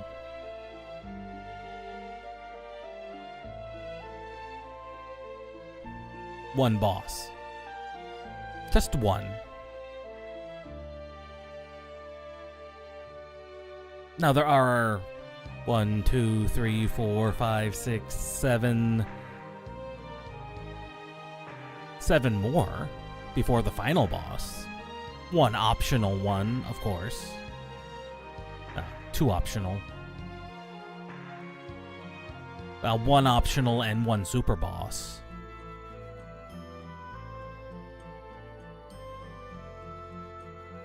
After the last World 3 boss.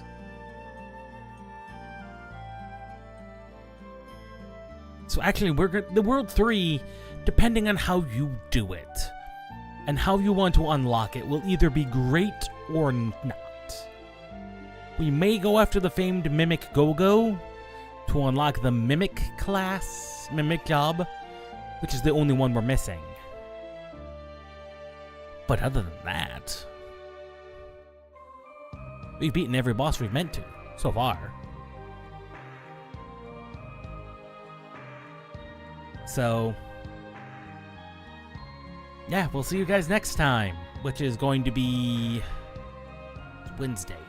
Tomorrow night. Wednesday night. At 2 a.m.